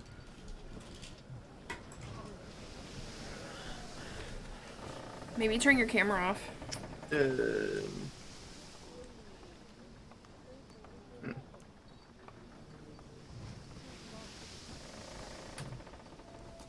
we go. Can you hear me now? So far, so good. Yeah, so basically... It's a little delayed, I just need to- think.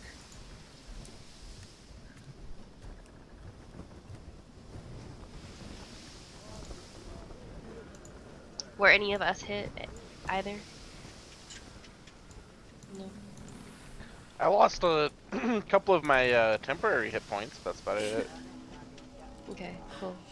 Freebird, I think is fine. Okay, cool. Then if it's just us, then I will, or just me and basically the crew. I will go ahead and I will cast I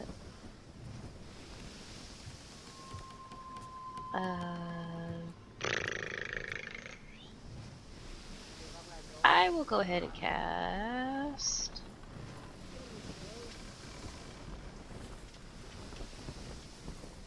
just a mass healing word at 3rd level. Because I imagine we're gonna get to rest soon, maybe? Maybe. Here's Okay, hoping. you can Maybe not. heal whoever is 6 creatures. currently injured. Yeah. Yeah. So whoever's down there in the healing room with us, I will go ahead and heal them for 3 plus for 12 points of healing. And then I myself, using my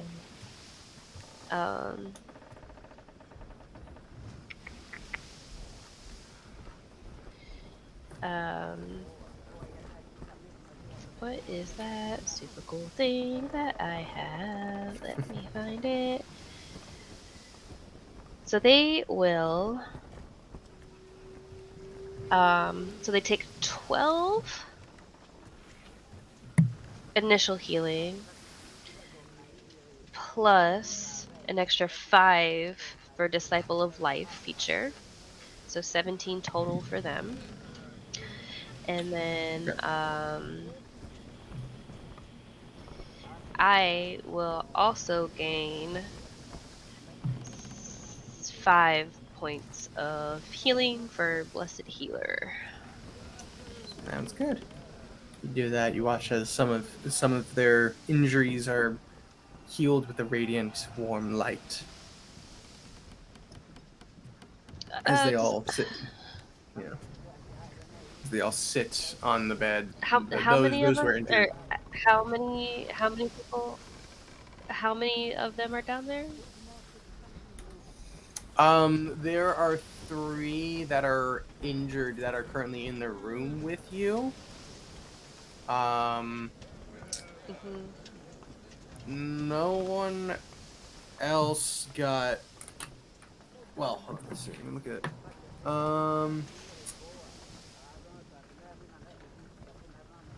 She got Yeah, healed. because I can heal up to 6.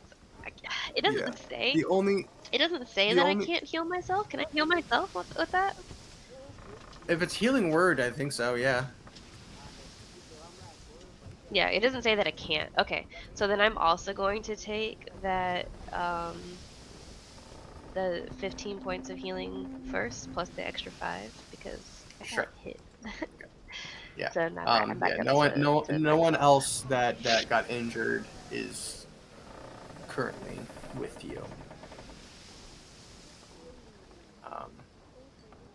Cool. So yes. In the minutes following this combat, everyone's just kind of taking stock and like picking up everything that got knocked around when the ship swung in the water, and eventually everyone either goes back to their posts or tries to get some rest.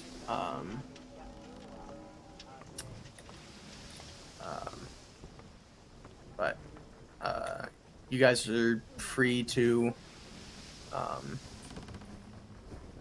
continue your day as you see fit.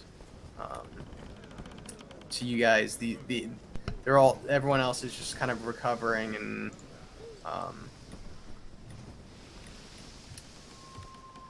Captain Kraken on the deck is waiting for Passion and Carme to come up, and eventually they do, and they're all kind of on the side of the ship, discussing. So you say the boat swung in the water like that was like a bad thing? I call it evasive maneuvers by a very skilled captain. Just saying. We didn't hit the reef. Before you got Ship still you floating? got to the helm.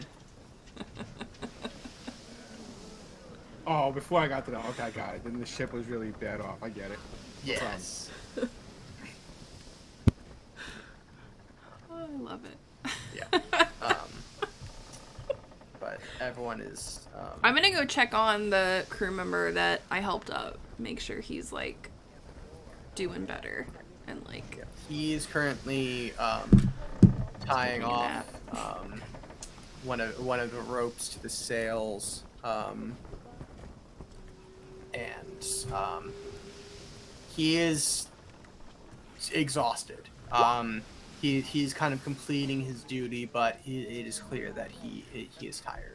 Yeah, I'll be like, here, let me get that for you. You've had a day. And I'll just like take the rope from him and try to do it. I have no idea what I'm doing. Thank you. he just says, "Thank you," and he goes and he kind of just like sits against the side of the ship. I'm just holding a rope. And like kind of like tells you what to do. Yeah, he kind of like tries to walk you through how to tie it off and cool. make sure it's secure. But at the moment, the ship is kind of just waiting in the water until someone decides otherwise. As everyone catches their breaths, tries to pick up the pieces and assess the situation.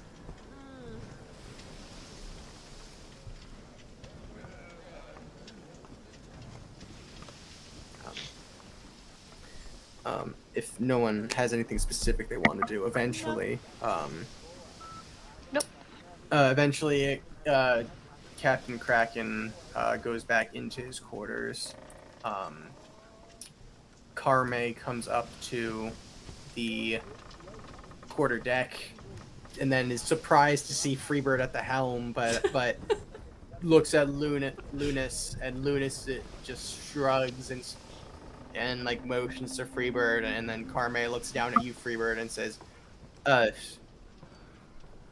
we are going to continue now,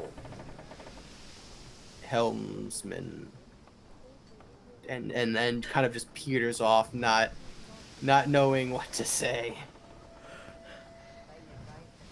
The plan has begun. I don't. Freebird I don't now even knows know, how to drive a boat. I don't even know who she's talking about. Who's the helmsman? You? No, captain. Captain. Oh, you're the helmsman. Captain. Captain helmsman.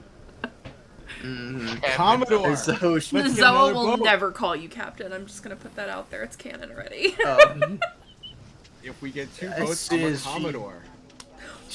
Oh god. She gives you the instructions. She calls out to the rest of the deck to let down the sails, and they begin to do so. And Nizoa, the crew member, walks you through, bringing down the sails again, and um,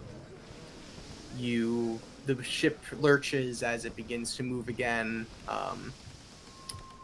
Freebird, roll an intelligence check. Really good at those. We're good at all rolls. Okay, intelligence check would be a 19. 19. Okay. I'm looking over this character sheet. I am examining it. I vote. He's got Yes. He's got double-digit modifiers for everything. You vaguely remember the direction that you were heading. You eventually guide the ship out of the reef, and then point it where you believe Sasani was telling you guys you're supposed to head. But eventually the day continues. Sasani has not come back up. She's still recovering, but Lunas is there and has the map and is trying to make sure you guys are on the right course. And the day continues until the sun goes down, and the entire crew is called up to the deck.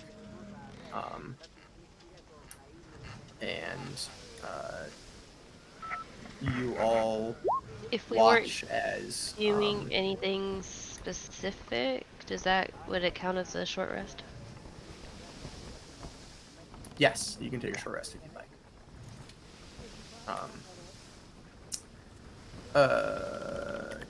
Until eventually Captain Kraken comes out, and the entire crew makes it their way to the deck. Let's see if I can get literally going out here.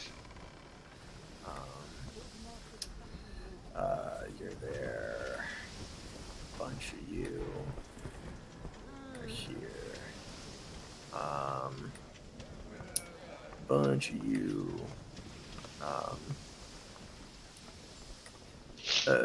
You're there. Oh my gosh, why did I do this to myself? No, you're there. You're there. You are not there yet. And so, eventually, the entire crew makes their way to the deck. You're also here. Let's see. If you were Ash. And a body is brought up to the deck, wrapped in cloth, and clearly they are having a funeral rite for the fallen deckhand. And as ritual for those at sea, they're giving a burial at sea, and so Captain Kraken says a few words, thanks him for his service, and Passion and Carme gently lower him into the waters below as the moon shines down, as a little bit of starlight lights the deck, and the entire deck with everyone on it is solemn but not sad. It is a bittersweet feeling in that death is hard, but it's not dishonorable the way he went. It is there's a freedom to the sea that these people have chosen, and it is better to die free than die anywhere else. And so with those words said, the entire crew takes a few moments of respect, and the night ends. So everyone goes back to either resting, or if it is their shift, then they are going about and doing what they need to. Is there anything you guys would like to do before bed? I think Helvis would look at that little cannon that she conjured and just try to figure out how it works a little bit better. But not going to do too much. She's just more like, "What are you? What's going on here, buddy?" Zoa, are you on deck drawing like usual? Probably. So I would like to actually hang out with Nazoa. Do you want to make a check to know things about it, or? Oh, I'm assuming that's to Helvis. Yeah. Yes. Oh, yes. Sure, that would be great. What like- kind of games? Would this fall under gun shit? Yes.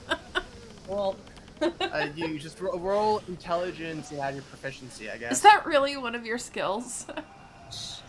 Oh my god, I forgot you wrote that. Yeah, it's basically Okay. it's your intelligence plus. Yeah. so it's an okay.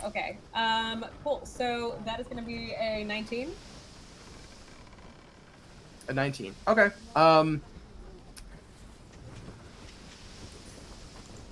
It is a strange inner workings of this cannon. It is a mix of arcane and mechanical engineering.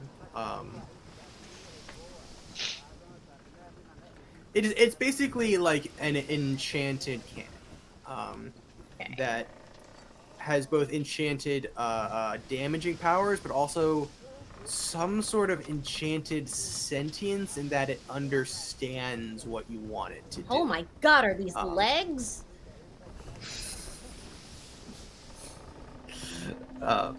It's a little cannon person, basically. A little cannon person. Kind of what it is. That's how I've understood it, at least. Okay, if this is how Helvis is perceiving this thing, she is then going to sit down next to whoever is closest and be like, "What do you think we should name it? What's his name?" Are you on the deck, or are you where are you? I'm with the rest of the party. Okay. You guys, I mean, if you're all bedding down for the night, then you could be with like Ash or anybody else that's just like kind of chilling outside their room. Yeah, if Nazoa's, like I said, if Nazoa's up on deck, drawing like she normally is, I'd actually want to go sit with her and start drawing out, pointing out constellations, and having her start drawing, basically the constellations and the stars up on paper of what we're under right now. I like that. I can't see or hear Daniel. Really? That's weird. No, I'm gonna That's refresh. really strange. Oh god. Now I'm gonna have to reset him up. Ah! Sorry. There we go. Oh, now can you? Yeah, we're good. Okay. Just need a little So- Let me add you back. More or less, what me and Nazoa are doing is starting to make star charts, and Okay. so yeah. I like it. Right. Like astrology kind of shit, or I'm thinking like, well, like I said, we're drawing out constellations and different things, Or but more for like navigational. yeah, eventually it's gonna turn into a navigational map. But Thud doesn't realize that. He just thinks we're talking And drawing. about this is what I call this constellation versus this is what you call it, and I mean, yeah, that's easy enough to do. Yeah.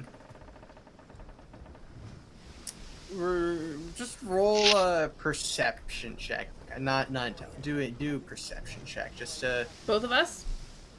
Yeah, just to see like if you can find out where you are in that whole like yearly cycle. Rolling like crap. That's a dirty 20. Oh, I have really good perception. So do I. 14 then. 14. Okay. Yeah. Getting into mid-fall. Wow, I guess I have to homebrew what constellations are in my fucking world now. You're welcome. What's Always the growing.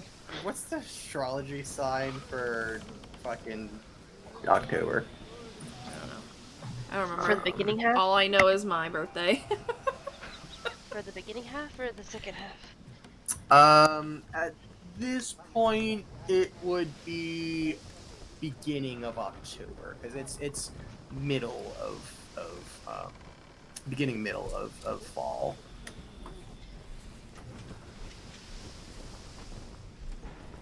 Libra. Well, Libra? yeah, it's let's see if I can get a good. It's that symbol right there. What's Oh, let's see if I can get it on the camera. I have a bunch of them. what's the Libra? Can I get it? Right there. Oh, Right there. shit. Okay. Star sign though. That's not the actual constellation, but that's the sign for Libra. Yes. Let me go into my. Let's be funny. Why not? Where are you? Where are you? Where are you? Right? Isn't it? Yes, it is. In the sky, you clearly the biggest constellation you see is one of what look to be balanced scales resting on a warhammer. It's basically like 3 stars in a line that leads to what looks like a rectangle made out of stars, and then on top of that is a T formation of stars, and it has 2 triangular formations underneath. And then so people filled it in, and it was like, balanced scales resting on a warhammer. If either of you would like to make a religion check. Sure. I'll do it. Why not? Why not? This is my improv of astrology Good in my world. lord. Of course, that's the one I'm gonna roll a 19 on. So a 19. 7. 19. Okay. Thud. Yeah, Thud. It makes sense that you know this. This is, or the sign that people think this to be is the symbol of Tyr, the even-handed god. It's got a justice, got an order and war. Very well known, one of the highest ranking gods, and so people saw this symbol in the sky and like, holy shit, it's Tyr. But that is the constellation that is most prominent at this time. Nice. So that is where you are in the star chart, and there are a few other like little symbols that you see in the sky, but that is the one that is like, oh, this is where we match, kind of thing. Makes sense. Sweet. So, yeah. Cool. Well, that's what we're doing. So. Yes. Okay. Anybody else have anything they want to do before bed? Name a gun. I'm asking anybody like who is near me, like, what do you think's a good name? And like every time somebody's like, what about this? And she's like, no. And Helbus is visibly upset and frustrated that she can't find a good name for this cannon. So she's just gonna go to bed and like snuggle up and use it as a pillow. Very cold, hard pillow, but you do so. It's weird that it snuggles back with you. You fall asleep with your newly acquainted Eldritch Cannon. Anybody else? All right.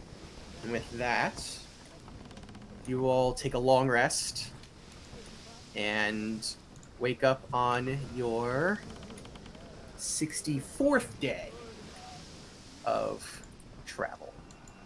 And so with a new day, let's see, who's rolled already?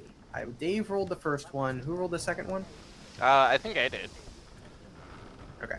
So ladies, let's see who does it. Nazoa, roll a Yay. D100 as we Wait, use what? our next sea What do you want me to travel roll? D100.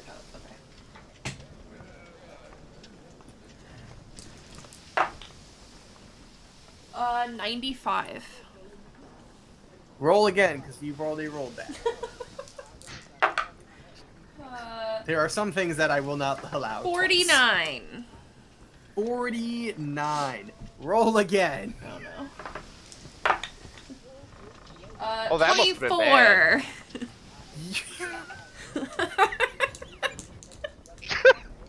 Let me get different dice. You can't. How do you roll 3? 28. Well, like That's there are fine. 3 numbers you There can't you roll. go. Holy shit. Guys, I'm rolling like Oh, shit today. It's man. just the way it goes. Hold on. Get everything back where it's supposed to be. Where the fuck did you go? There you are.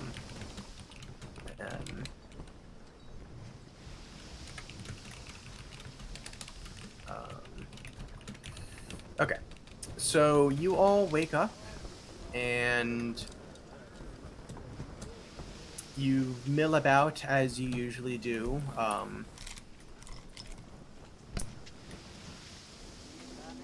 Nothing particular sets you off. Everyone is up and going about their business. Those of you who'd like to go to the deck see that Bamor and Sasani are healed up, rested, and back at their posts, if a little peeved and tired. But the boat is going full steam ahead to the next destination. Is there anything you guys like to do? I want to go to the crow's nest because now Ash is completely expecting shit to fall from the sky any second. So she wants as much vantage point as possible. Okay. Yeah, I'm gonna be up on deck. Roll a perception check. I can do that. On deck. Anybody else would like to be on deck? Yeah, I'll be on deck. Working on the... I'm actually going to use the claw attachments I have to climb up the masts and check the sails. Make sure nothing needs mending. Okay, yep. You can roll an investigation check if you'd like. Whew, excuse me. I got a 15 perception check. 11 plus 4. Okay. That's going to be a 12. 12. Okay. Alright, so Ash, you're keeping an eye out on the seas ahead. Similar to yesterday, they're a little rough, they're not stormy by any means, but you see Lunas like constantly needing to correct the direction of the ship. Thud, you don't see anything wrong with the sails. It's clear that they're in constant movement right now. It's clear that they keep changing the height of the sails depending on what's needed. But there's nothing wrong with them at the moment. Then I'll just go about my days that I can. Okay.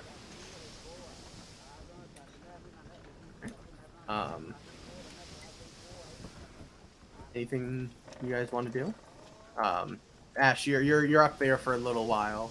So during this whole thing, is there anything else you guys want to do?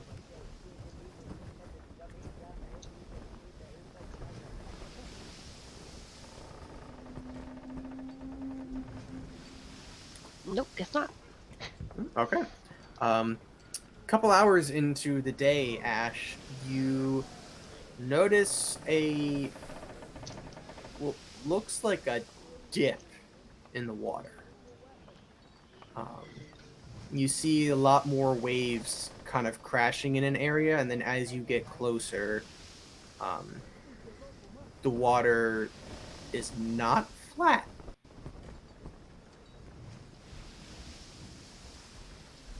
Is the water going up or is the water going down? Down.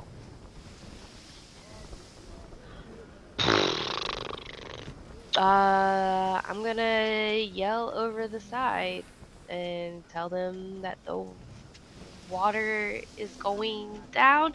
I'm pretty sure we don't live on a flat Earth, and I don't know why water in the ocean would be going down. The What do I know lookout. about this, actually? You can roll a nature check if you'd like. Oh, Can I as well, if I hear her say 5 that? plus 1, so 6. So I don't know 6. anything. Okay. The lookout, Kelsey. Can I describe it like a bath draining? Yeah, that's pretty accurate. Yeah, you do that, and Kelsey immediately goes over to the edge. As she was like looking out to the left, she hears you, and then goes to the front of her lookout post, and says, "Shit, whirlpool!" and shouts back to Lunas as Lunas and her begin to shout back and forth some directions, and then eventually Lunas takes a hard left on the wheel. Can everyone make dexterity saving throws? Oh, thank the gods, I've rolled Oh okay. man, I also just realized that I just rolled a d12, not a... Whatever. It it'll happens. Yeah. Dex But- save. Dirty 20 for me. 13. 17. That's a 21. 17 for Ash. 21. Okay. 20. Everyone is One. okay. Do you even want to know what I got? No, Dave, just did you roll a natural one? 21. Nope. Okay, then you're fine. That's what we've resorted to, is just asking if we Freebird just rolled a flips 1. out of the bottom of the hatch, just like casually as always. Oh, man. And so Low key, I got a 28. Just saying. Jesus. Low key. Freebird just What would walks high into the key length of the 28 Freebird be? ship. And so you all feel as again the ship lurches to the left, but the current and the waves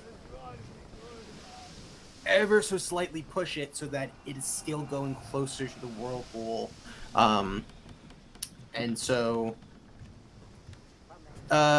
Nizoa and Ash make perception checks. Do I have an advantage? 12 plus Yay, thank you, Noah. 16.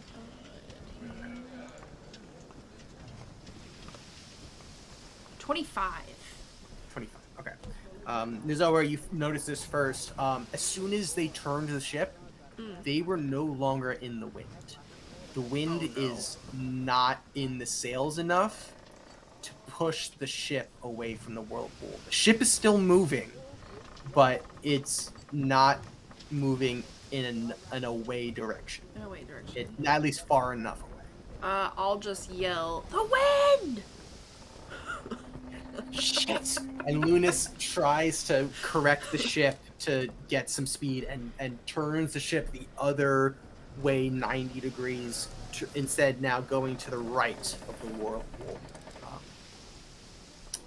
The wind is better in this direction, but still not quite enough. and you guys are getting closer. Can I? Do we have any paddles? Hold on, wait. You can look for them if you'd like. Okay, I don't know, like, how much I can use this, but I'm gonna go for it anyway. Can I just, like, because it's a cantrip, can I just keep, like, using Gust on, like, one of the sails? How much area does it last? One medium or small creature that you choose 5 feet away from you. You create a small blast of air capable of moving one object that is 5 pounds. Sails are a lot more than 5 pounds. Wait, do I have anything else? Hold on. Itself is more than 5 pounds. Scratch that one. God, it's like I've never played D&D. Thud. There are oars on the lower deck. Yes, that's what I'm looking for. I just looked. I was looking through. I was looking at the sails, but it literally said oars on the lower deck for rowing. Okay. If you'd like to grab those and tell others to start. I rowing. have a weird Yes, idea. like- Okay. So for before that, Yeah, go ahead. Thud, you got you go to lower deck, grab oars, tell others to grab oars, make an athletics check. Nizoa, what are you doing? So, okay. I have weird spells. I like trying to use them weird ways. You do. You have 2 different spell lists to choose from. Can I try and grow the coral or seaweed with plant growth so it like blocks us from? I like that idea. It says in 100-foot radius. 100. So Oh fuck.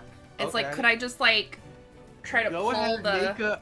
Make a perception. Let me be a check to cool see if you druid. can- No, that is a Oh, creative I way got to 19 do on the that. die.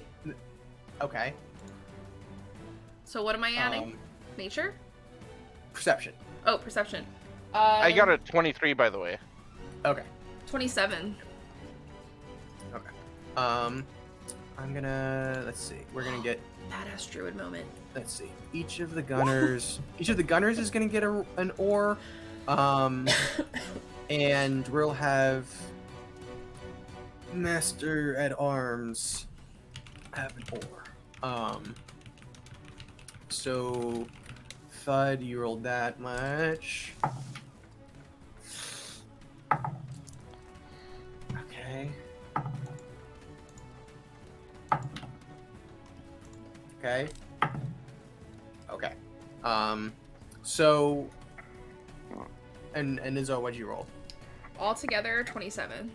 Okay, so this is what happens. Thud, you grab an oar and tell others to grab others, and you 6 of you, the Master at Arms, and then the 4 gunners all stick out the oars out the gun ports and immediately start rowing.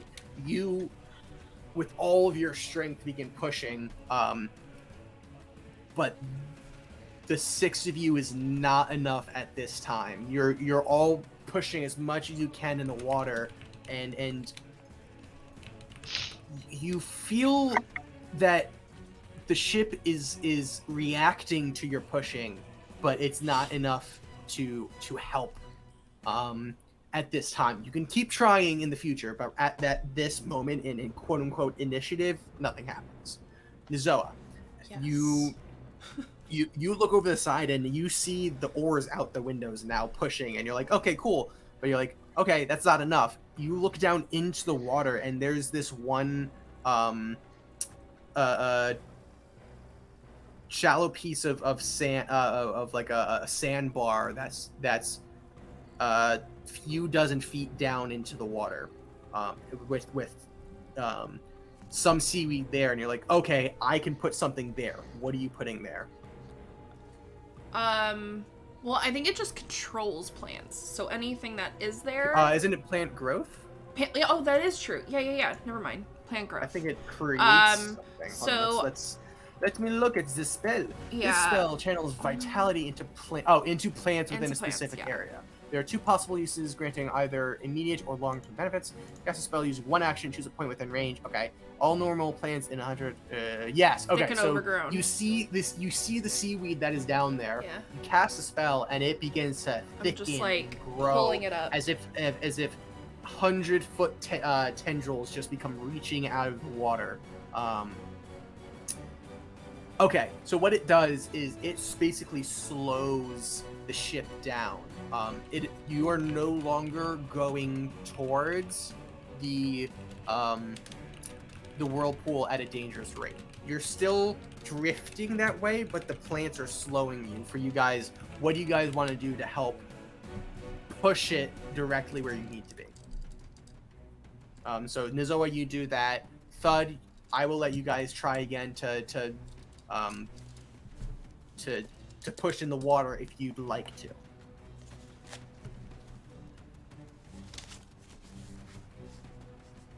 Yes, I would like to. Okay, so roll athletic checks. They're all cool. That's a natural 20. That's not good. That's another natural 20.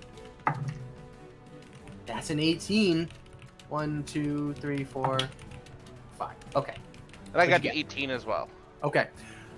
Your combined efforts, you begin to feel yourselves affecting the boat, and you're actually, without getting out of the plants, you're basically turning the boat so that it's even more pointed away from the whirlpool, so that once it starts moving again, is going to have a better direction now. So you definitely helped it this time.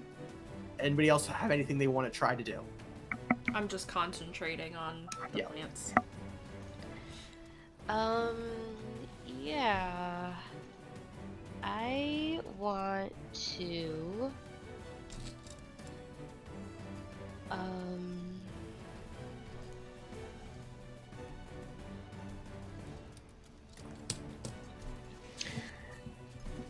I want to try to use my divine intervention. Okay. So I will put it in 20 for everyone. I can call on my deity to intervene on behalf when our need is great, and it feels pretty great right now. Yes, it is. So I use my action. I would like Paylor to please move our ship safely or I would like Paylor to close up the whirlpool. I feel like that's more realistic than just picking us up and moving us away. And I get to roll a percentile dice. And if I roll a number equal or lower to my cleric level, then they intervene. Yep. So 10 or lower. It is the Hail Mary of all D&D. Okay. So that's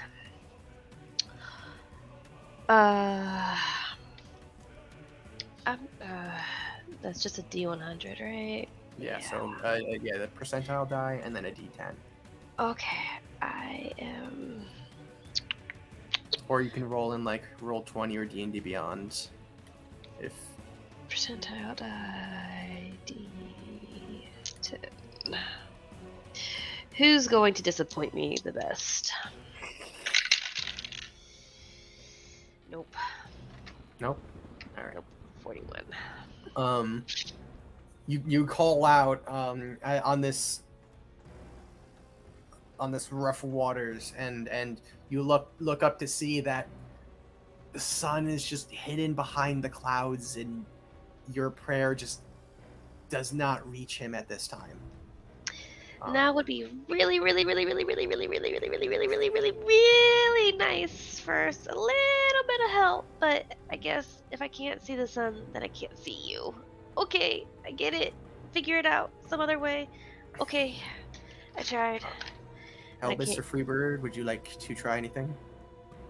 Helvis is looking through her toolkit and she's just like, there's nothing at all. Looking around, would there be any scraps or anything that I could try doing a tinkering check with to try to make any sort of contraption to help? Can I make a motor? How long would it take for me to craft a motor? That's what I'm asking. I have my flame cannon. I have my flamethrower cannon that could adequately create steam. Can it? Let's see what it can do, because I'm not too familiar with this particular subclass. My friend used to have it, but then he got rid of it. We got to turn this into a steam vessel, because that's fantastic. Totally on board with that. How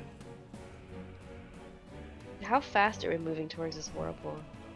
Currently you're not going fast at all. You're being paddled away and you're caught in seaweed. So you're not moving that quickly.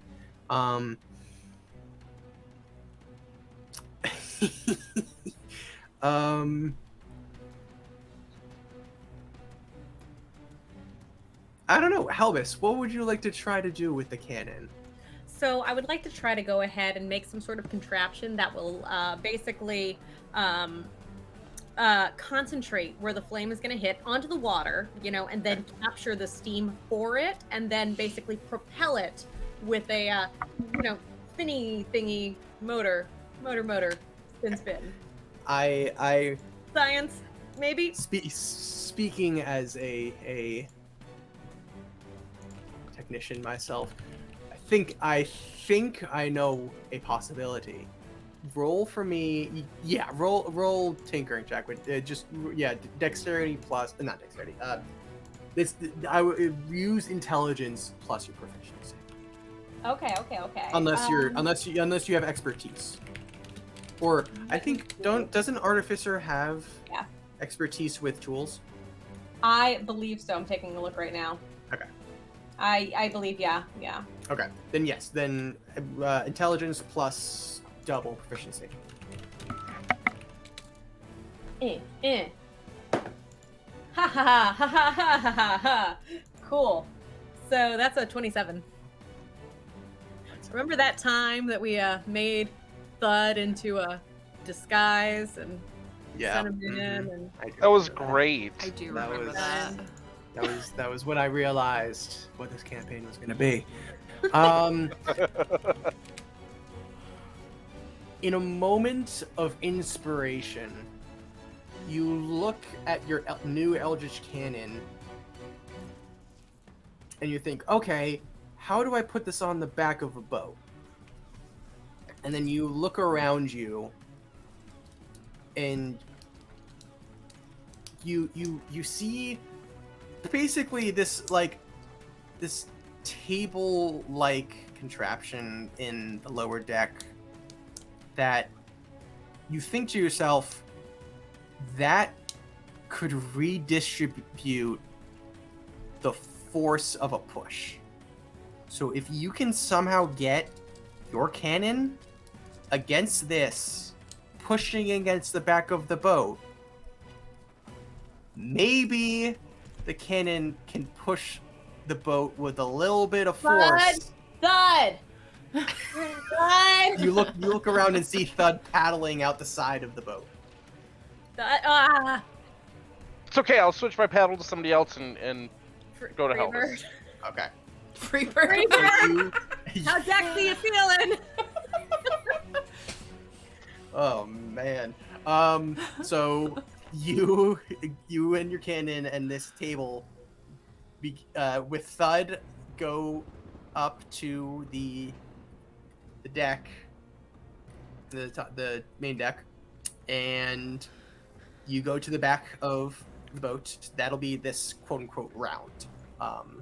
But the round passes basically, and the ship is still very slightly drifting in the water, but the seaweed is still holding strong. You don't know how much longer it's gonna last, but Nizoa, you're concentrating. Yeah, you're just is there holding any the way ship. if I can see what they're doing that right when I need to, I could like move the seaweed to like, I don't know, tangle the engine onto the boat.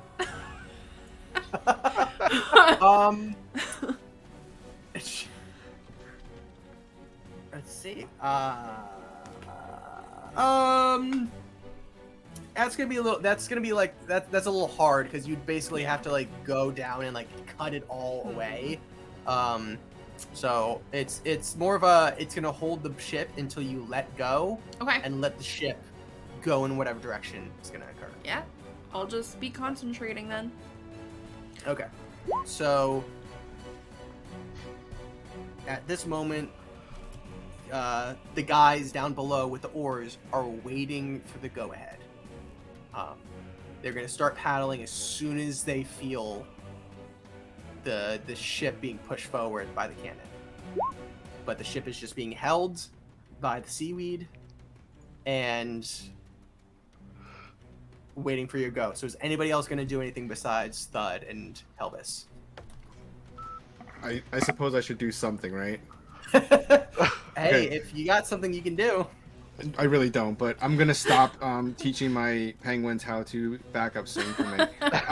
I'm actually gonna go to the front of the boat and I'm gonna put my feathers out like this to try to like move the wind. Yes. If you guys are gonna do an outboard motor on the back, I'm gonna do something on the front to like guide it. That's amazing. I love it so much. Yep. This group is nothing if not creative. Okay. So much. Ash, is there anything? I know it's not helpful, but you know. It makes me happy. Yeah, I'm gonna go ahead and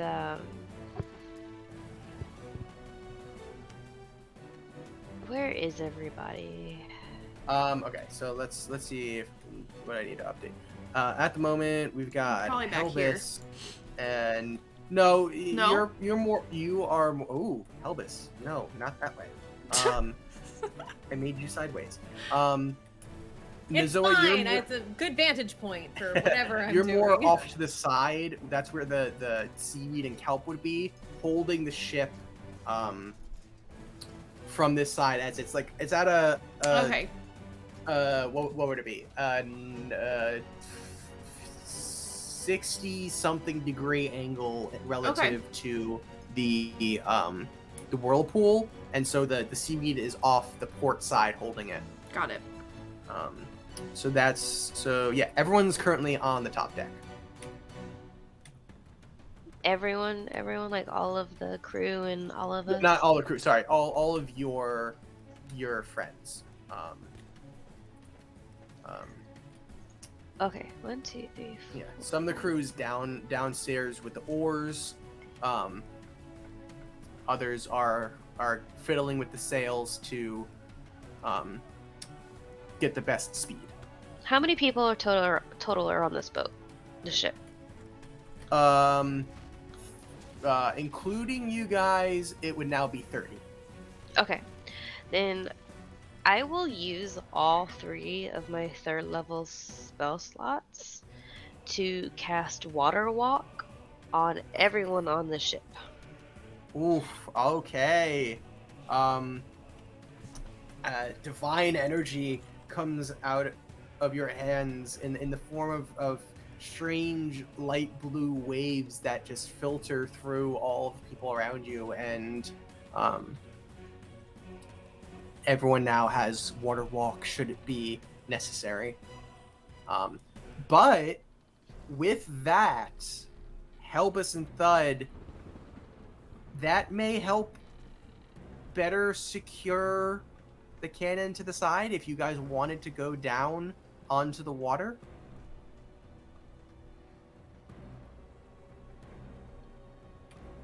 Works for me. Let's do this.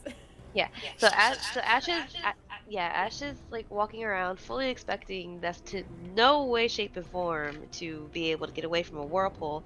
So put everything that you need to survive for 5 days in a bag on your back. You'll be able to walk on the water, and we can just walk to wherever we need to go, because we are not getting off this boat. It's just she's given up. She's in survival mode now. Okay. And out of their level spell slots. So, some of the crew immediately follows your directions and begins packing, while others are still at their station, hoping a miracle happens. But Helbus and Thud, you guys go down to the back of the ship with the cannon and the table. Roll a tinkering check to see if you can just temporarily secure it. 17 on the dice. Do I have to add those things? No. Okay. Because it's going to be like over 25. It's probably 30 something, right? Mwahahaha. You manage to hinge the table to the back of the ship first, and then plant the cannon against the table. Do you go back up to the deck? Yep. All right.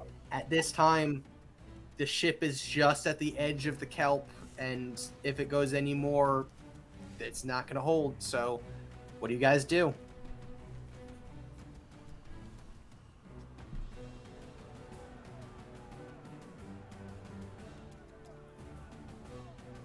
Go, little engine, go. You're going for it? Yeah. All right. You let the cannon go. The guys below begin to paddle. What specifically are you using? Are you doing flamethrower or force ballista? Well, force ballista is only 5 feet, whereas flame one could create steam, which could be more. Okay. Flamethrower. Yes, Flamethrower. Okay. So basically, Those what are I'm going to gadget do flamethrowers. is I'm going to roll all of these ore checks with advantage thanks to you. So, first one. Yeah, it's pretty good. Second one. Yeah, it's also pretty good. Yeah, it's bad. That's really good. 2 more. Bad. You do have an advantage. They already have advantage. Oh shit. Okay. Okay. So half of them succeed. So you all feel as the cannon erupts behind the ship and pushes it forward, and it begins to glide forward past the kelp, and you feel the oars also take movement and push, and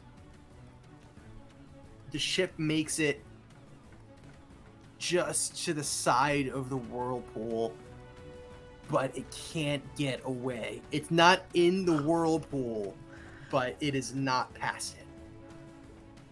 Is there anything you guys would like to do besides keep going?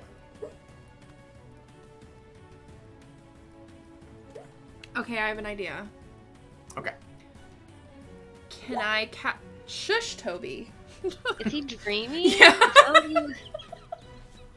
Oh, Yeah, he's Toby. dreaming underneath at my desk. I'm like, where is that coming from?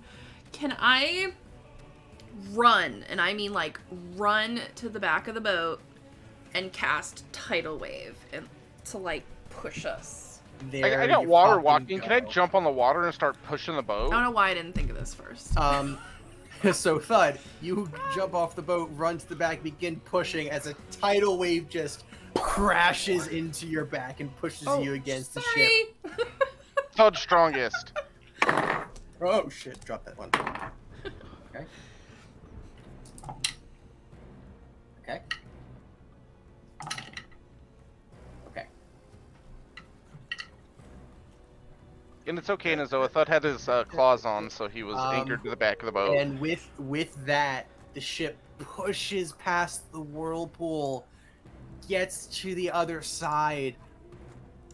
It's going real slow, but it's past it, and eventually gets 100, 200, 300 feet past the whirlpool. I feel like at that point, Nozoa just like falls down.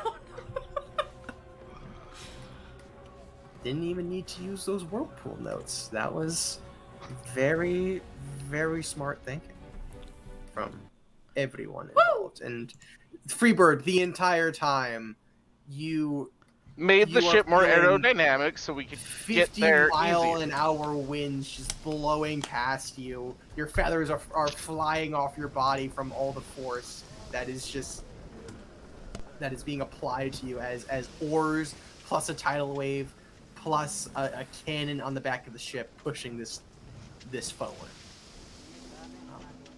But with that, you guys make it past the whirlpool with no damage to the ship. Eventually, Helbus, you go and retrieve your cannon and table from the back. Thud is soaked to the bone, and a little bruised on his back, his bare back, as he got hit by the tidal wave. Oops. But with that, you guys have another normal day of sailing. What is normal, DM? I know. How is that normal? I don't know. I think How that's is pretty normal. any of compared this to- normal? Ash is going and making tea. Lots Okay. and lots of Yep. tea. You guys have a nice, cool, chilling tea session. Oh yes. After that, About little 10 sore, you minutes kind of worth. shake it off, but And it's such a great cup of tea. It takes about 10 minutes. And it gives all of us our 11 temp HAP. okay, Because it's so inspiring. okay. As always. As always. Ash is just getting like quieter and quieter. She does not like the ocean. There's too many unknown variables. Too many things to prepare for.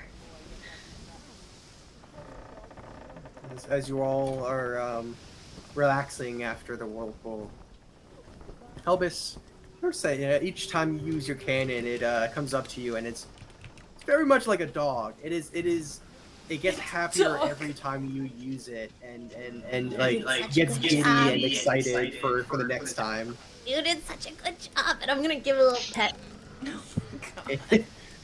It like falls on its side. It can't exactly roll, but it falls on its side.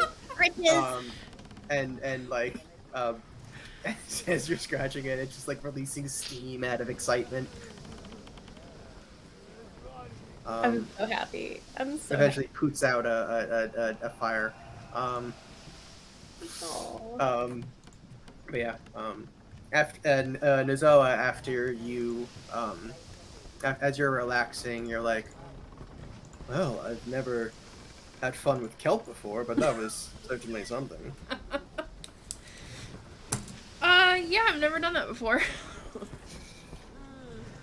Sea nature is a little new to me, but I like it. I like land. Oh, so do I. Let's try to get back to it soon. Please. But you are all relax and have the rest of the day to yourselves. But new day begins as you're now on your 65th day of travel. So we now have 2 who have not rolled. Let me make a note on what just happened. Let's see who roll. We have 2 more to use, and 6. And we have 3 days left. Okay. Who we got? We got Ash and Helbus. Take it away, Helbus. Ash, you are rolling. Sorry, I'm just rolling to see who does it. Okay. We got 1 more, so Helbus, you'll do the next one.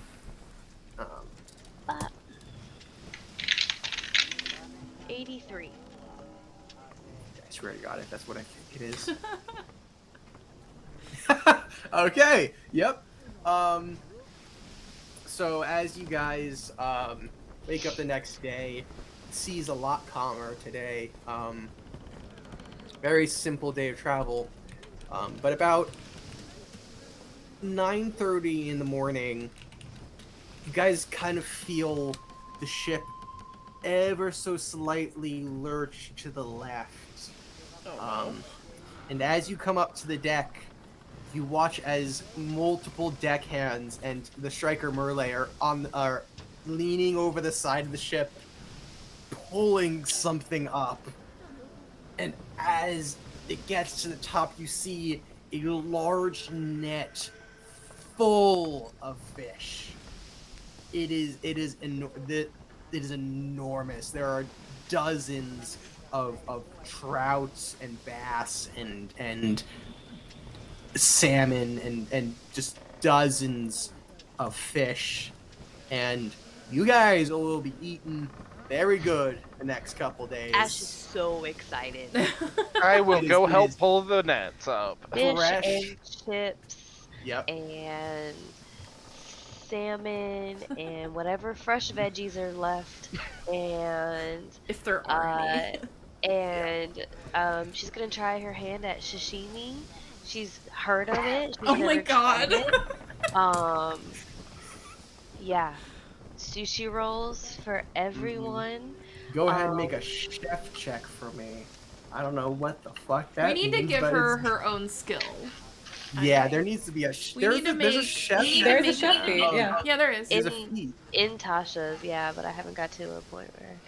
Honestly, yeah. I think you should just add it. Personally. Probably. That is a 16 plus. Roll with wisdom. Yeah, just So- do wisdom. Okay, so then that's a plus 4, so dirty 20. 30, 20. Okay. It's definitely new to you. But with no like real comparison for you, you're like, yeah, that looks pretty good. And everyone else around is like, yeah, that looks really good. Thanks. But yeah, you prepare some nice dishes with the cook. Thud, I would say take your shirt off and lay down, and we'll just like put the sushi rolls like on your abs. Nope. But you already don't have a shirt on, so just go ahead and lay down. It's gonna be dinner and the show. 100%. Dinner. Wait. And she's gonna take out like an alcohol swab first and kind of like clear off. What is happening? Nope, it's probably still not good enough. Nazoa, can you bring up some of those? Nope. That seaweed? No, Nazoa, no, we need seaweed Absolutely for not. Sushi rolls. Absolutely Nazoa, not. You're ruining the aesthetic here. What the hell? Can't Thud be a model? No. I you can- will, like, really annoyingly walk downstairs, get what she needs. No, I know we need fresh seaweed. You know how you like just didn't like the seaweed thing like the other day, like yesterday? Okay. Like I Yeah, need fresh seaweed to okay. make this a thing.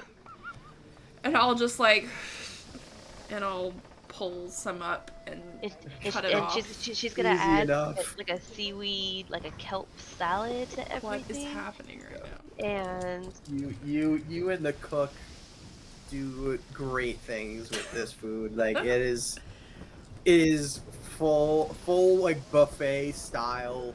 Everyone eats as much as they want. Very nicely prepared. Some hot, some cold. It is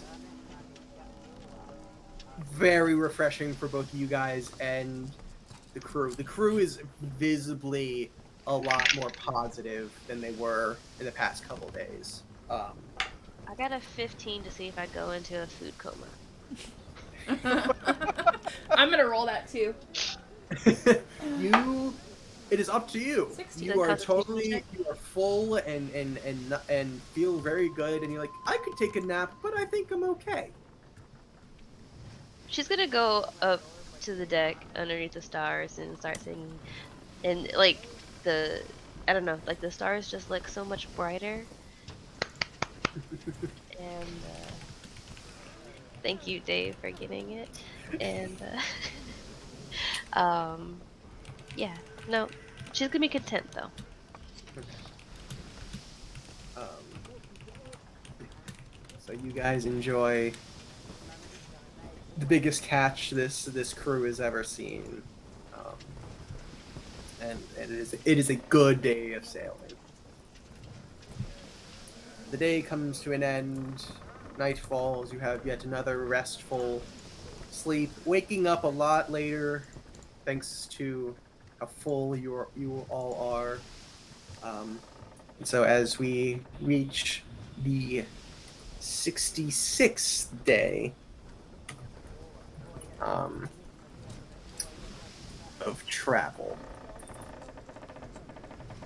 I need Helvis to roll a D100.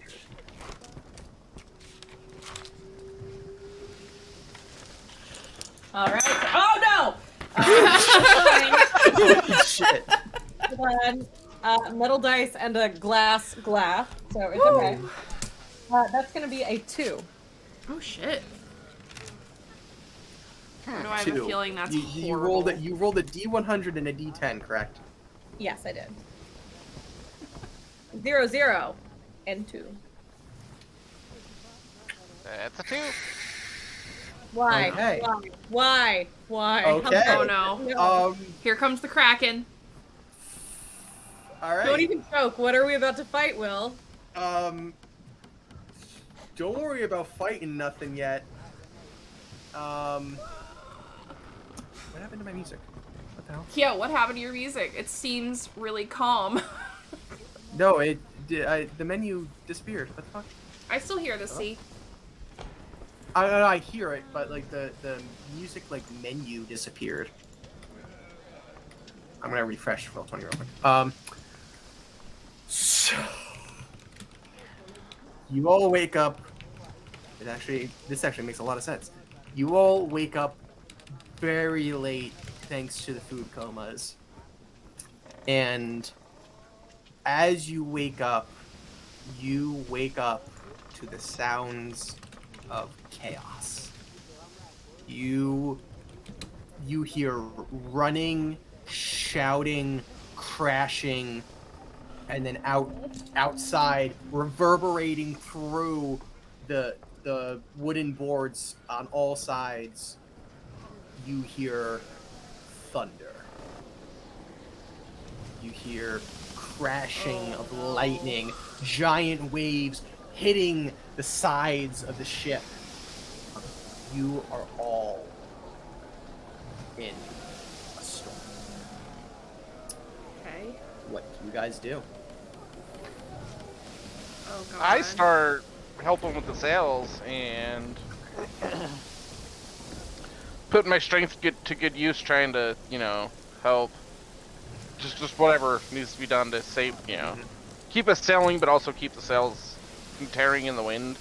Okay. So let's get you all on the deck. Thud, Oh, this you is are bad. going to go over to this. There. What else we got? We got another deckhand here somewhere. I got this. It is all you guys come up to the deck. For those of you who choose to, it is all hands on deck for this. Everyone's running around. I imagine at some point we've discussed like safety things. So what's like the safety protocol for storms? It is pretty much stay the fuck afloat is the safety in this case.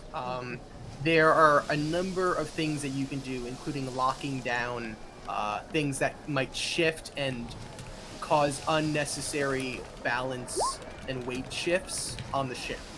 Okay. That's one thing you could do. There is you can help with being a lookout and calling out waves and wind shifts and stuff like that. Communication is going to be key. There's I'll the be sails doing and that. I want to do Okay. that. okay. So That's- you're going to that's go okay. up to the And crow's I'm gonna nest. tie myself off. Okay. Sounds good. Thud. It's make terrifying, an this ath- music. Yeah. I Okay, found here. I found it. I loved it so much. Thud, make an athletics check. I'll take that. That's a 23. Great. Okay. Let's see what else. Good. Bad. Bad. Good. Bad. Okay. So, so Thud, you and the deckhand that you're helping managed to get the sail, secure it, and it is full blown in the wind. However, the other two sails, front and back, unfurl and the ropes are completely off. I need everyone to make another dexterity saving throw. 18. Is this against magic? No. Okay. No. Not even close. at all. Yeah, do I happen to have any advantages Let from me chat? look. That's a 16. Yes. You have one. That's beautiful. We're gonna do that. Ooh, I don't like it. Where does everyone sit at advantages? Just that. That's Let's dirty 20. see. Dave, you have 1, 2, 3. 3. Jen 1. Well, I only rolled a 19, so I'll re-roll. I'll use my advantage. You have 2. Daniel, you have 1. Allie, you have 1 more. And I think that's everyone. And then me. I got a dirty 20. Okay. Sorry, I am seeing how everyone else is doing. Let's see. Okay. So going down the line, Freebird, what'd you get? 23. You're fine. Cat, What? what'd you get? Oh! 18, my bad. What? 18. I'm right. You- Ignore that. You fall prone. I fall prone? Yes. Holy crap, okay. Elvis, With a dirty 20? you're fine. Okay. Thud, 16. you fall prone. Oh my god. And Ash, Dirty 20. you're fine. Actually, sorry. Thud, you fall prone and hit, like, the side of the ship. You're right next to Nazoa. The rest of, so Thud, Nazoa, Helbus, are you on here yet? No. It should be. I I don't see you. don't, where would you like to be? That's just my question. Towards the back of the ship. Because I have my little engine. Okay. Okay. So you fall prone. Okay. Me? Yes. Sorry, what'd you roll? Dirty 20? Oh, you're fine. Sorry, I mixed you up with. I was like, No. Why is there three birds? What is happening? Because it's a string quartet. Oh god. Oh, there are a lot of free birds. Oh, So, Thud and Azoa, you guys fall prone, hit the side of the ship.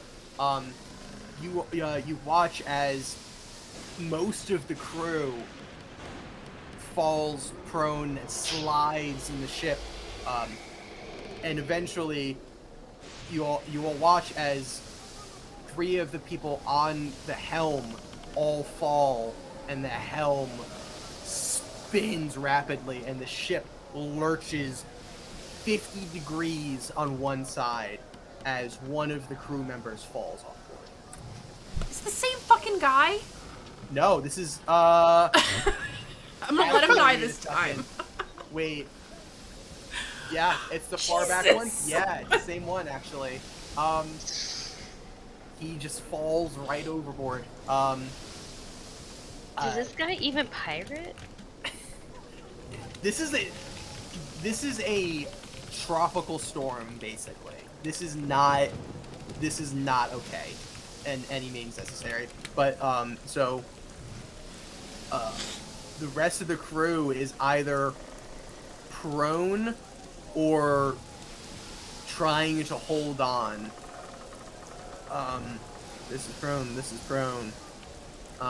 The only basically Passion,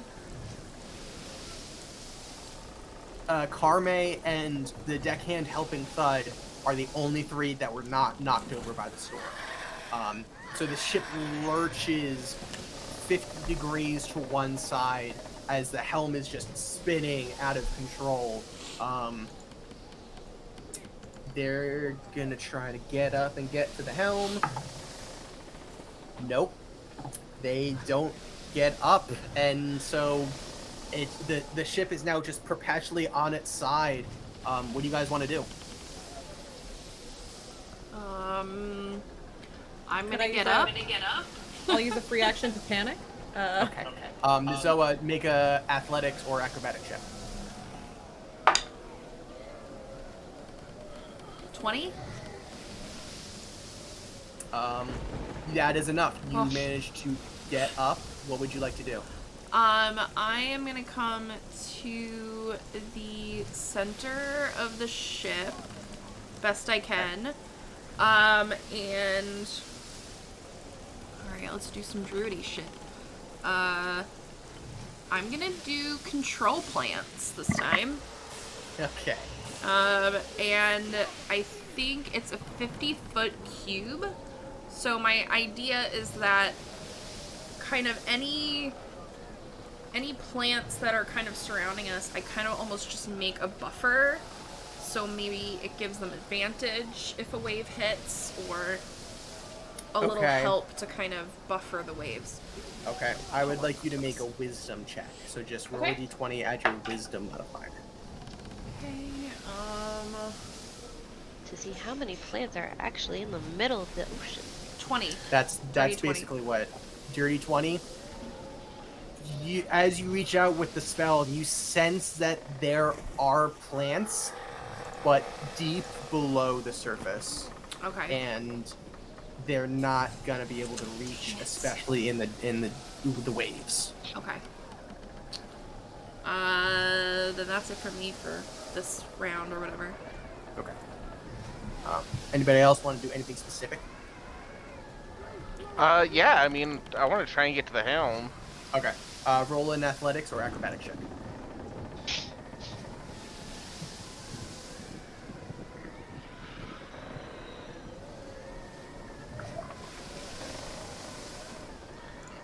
So for athletics, I'll just go ahead and take me another 23 right there. 23. Yep. You managed to get up. Let's see. How far you go? You can make it here. Would you like to dash? Yes. Okay. You can make it up to the helm, and roll just a straight strength check. So just d20, add your strength modifier.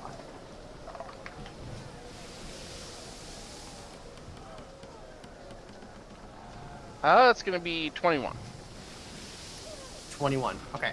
You managed to pull the ship's wheel as much center as you can. You don't quite get it completely upright, but it is no longer in danger of tipping over.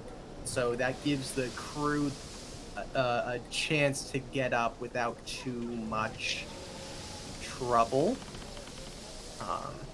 However, at this point, you guys watch as a flash of lightning comes down and strikes at the center of the ship. Let's see, where is Here we go. And this area lights on fire. The rain is helping, but it is currently making its way up the mast and towards the sail. So, as the storm continues, the people at the quarter deck, they're struggling, but Sasani comes over and helps you, Thud. So any other checks you're gonna make are gonna be at advantage, but they're struggling with the waves. What is everyone doing?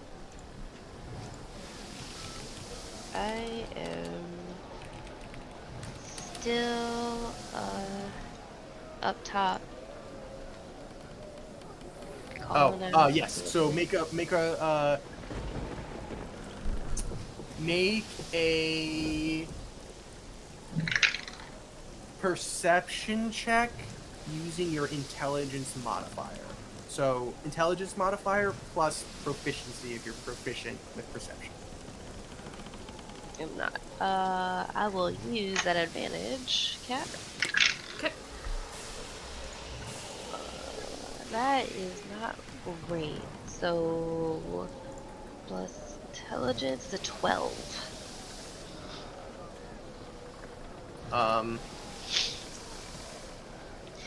Okay. So you get up there and you're having some trouble seeing through the pelting rain just hitting you in the face, the winds blowing your hair in every which direction, and you can barely see through it. At the moment, you can't give any information helpful. Let's see. That deckhand needs to make a dexterity saving throw. Not quite.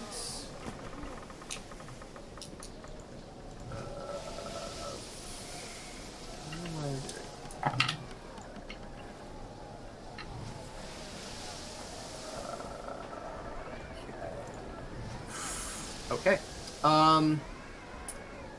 The deckhand that is standing right in the fire steps out and is on the verge of death. He hit the lightning strike and the subsequent burst of fire damaged him heavily, and so you look over and you all see that he's trying to put out the fire and he's clutching his chest as there's just a giant scorch mark down the center of his torso.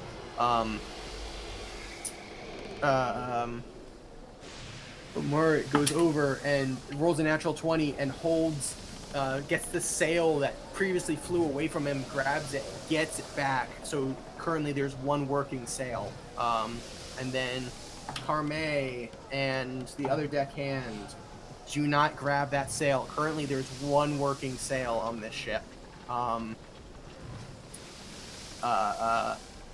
Passion is going to inspire Carme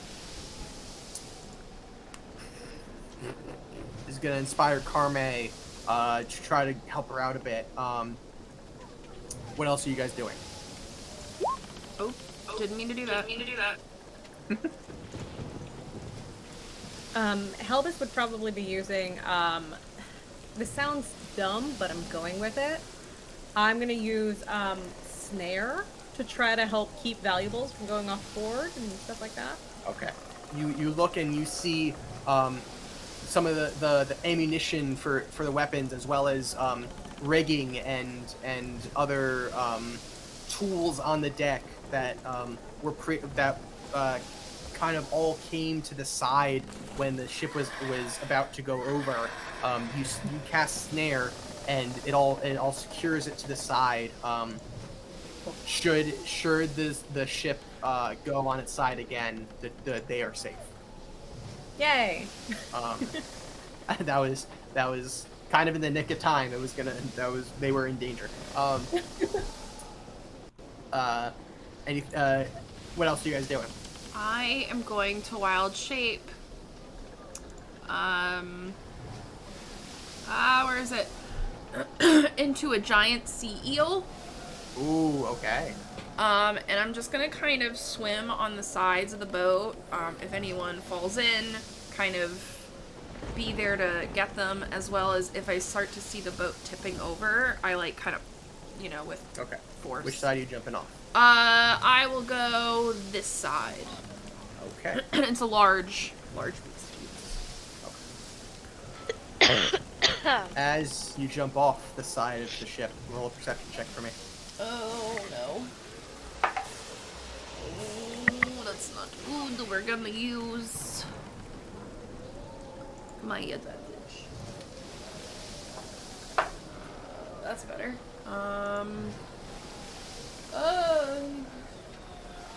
22. 22.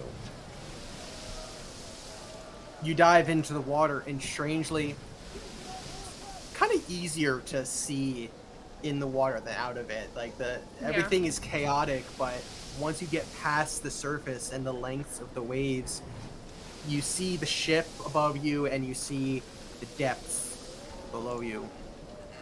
And as soon as you pass that point, about 100 feet below the ship, you see a large form swimming up towards the surface. Oh no! Multiple tentacles Fucking reaching called up it. towards the ship, one of which has the overboard crew member in its grasp, and the last thing you see is the crew member go into this large beak and down into the gullets of a kraken. And that is where we end. Oh God! No! Damn it, Will. Damn it! No! You rolled. No! I just want to point it out that Ash is literally the only one who rolled anything good. Which is so fucking accurate. Yeah. I just No. Freebird. No, was it Freebird or was it? No, it was Thud that rolled the double speed that got you guys to the Metal Island. Okay. Yeah, that was 4 out of 100 chance of rolling that. So great job, Will. Great job. Great job. So next week. Okay, I wrote down what I want to do when we get back. I'm gonna cast message. Yeah. I just want to put that out there. Yep. Think of your ideas. You got 2 weeks to think of. Oh God. To deal with a storm and a kraken at the same time. Can you cast a spell when you're an animal? No, you can't actually. No. I think that's specific. So I might have to druid later. You can do I that can do it when later you're on. a You're right. druid. Yeah. So we come back in 2 weeks when I should be back in my real room and not have so many problems. We come back in 2 weeks as you guys are 2 days away from your next destination, and you run into. Boat's not gonna make it 2 days. Quite the obstacle that you guys have to deal with in multiple ways. So think of how you may help out. But thank you all for joining us. Thank you, everybody. Thank you all for an awesome session. Thank you, Will. And come back in 2 weeks to see this TPK. No! No. Yeah, ignore Will, everyone. Everyone come back here tomorrow for episode 1 of my campaign. Yes, that too. Come join and see this channel every fucking day. Or that. That works too. Kat, did you run your trailer during our break? I did. Did I miss that? Oh, cool. Cool. Well, good night, everybody. Good night. ready, Thank you all. Good night.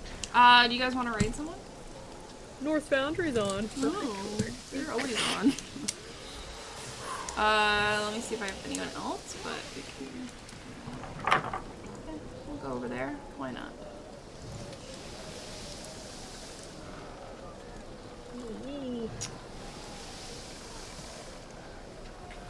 Gotta get caught up on aliens and being aliens. Good night, everyone!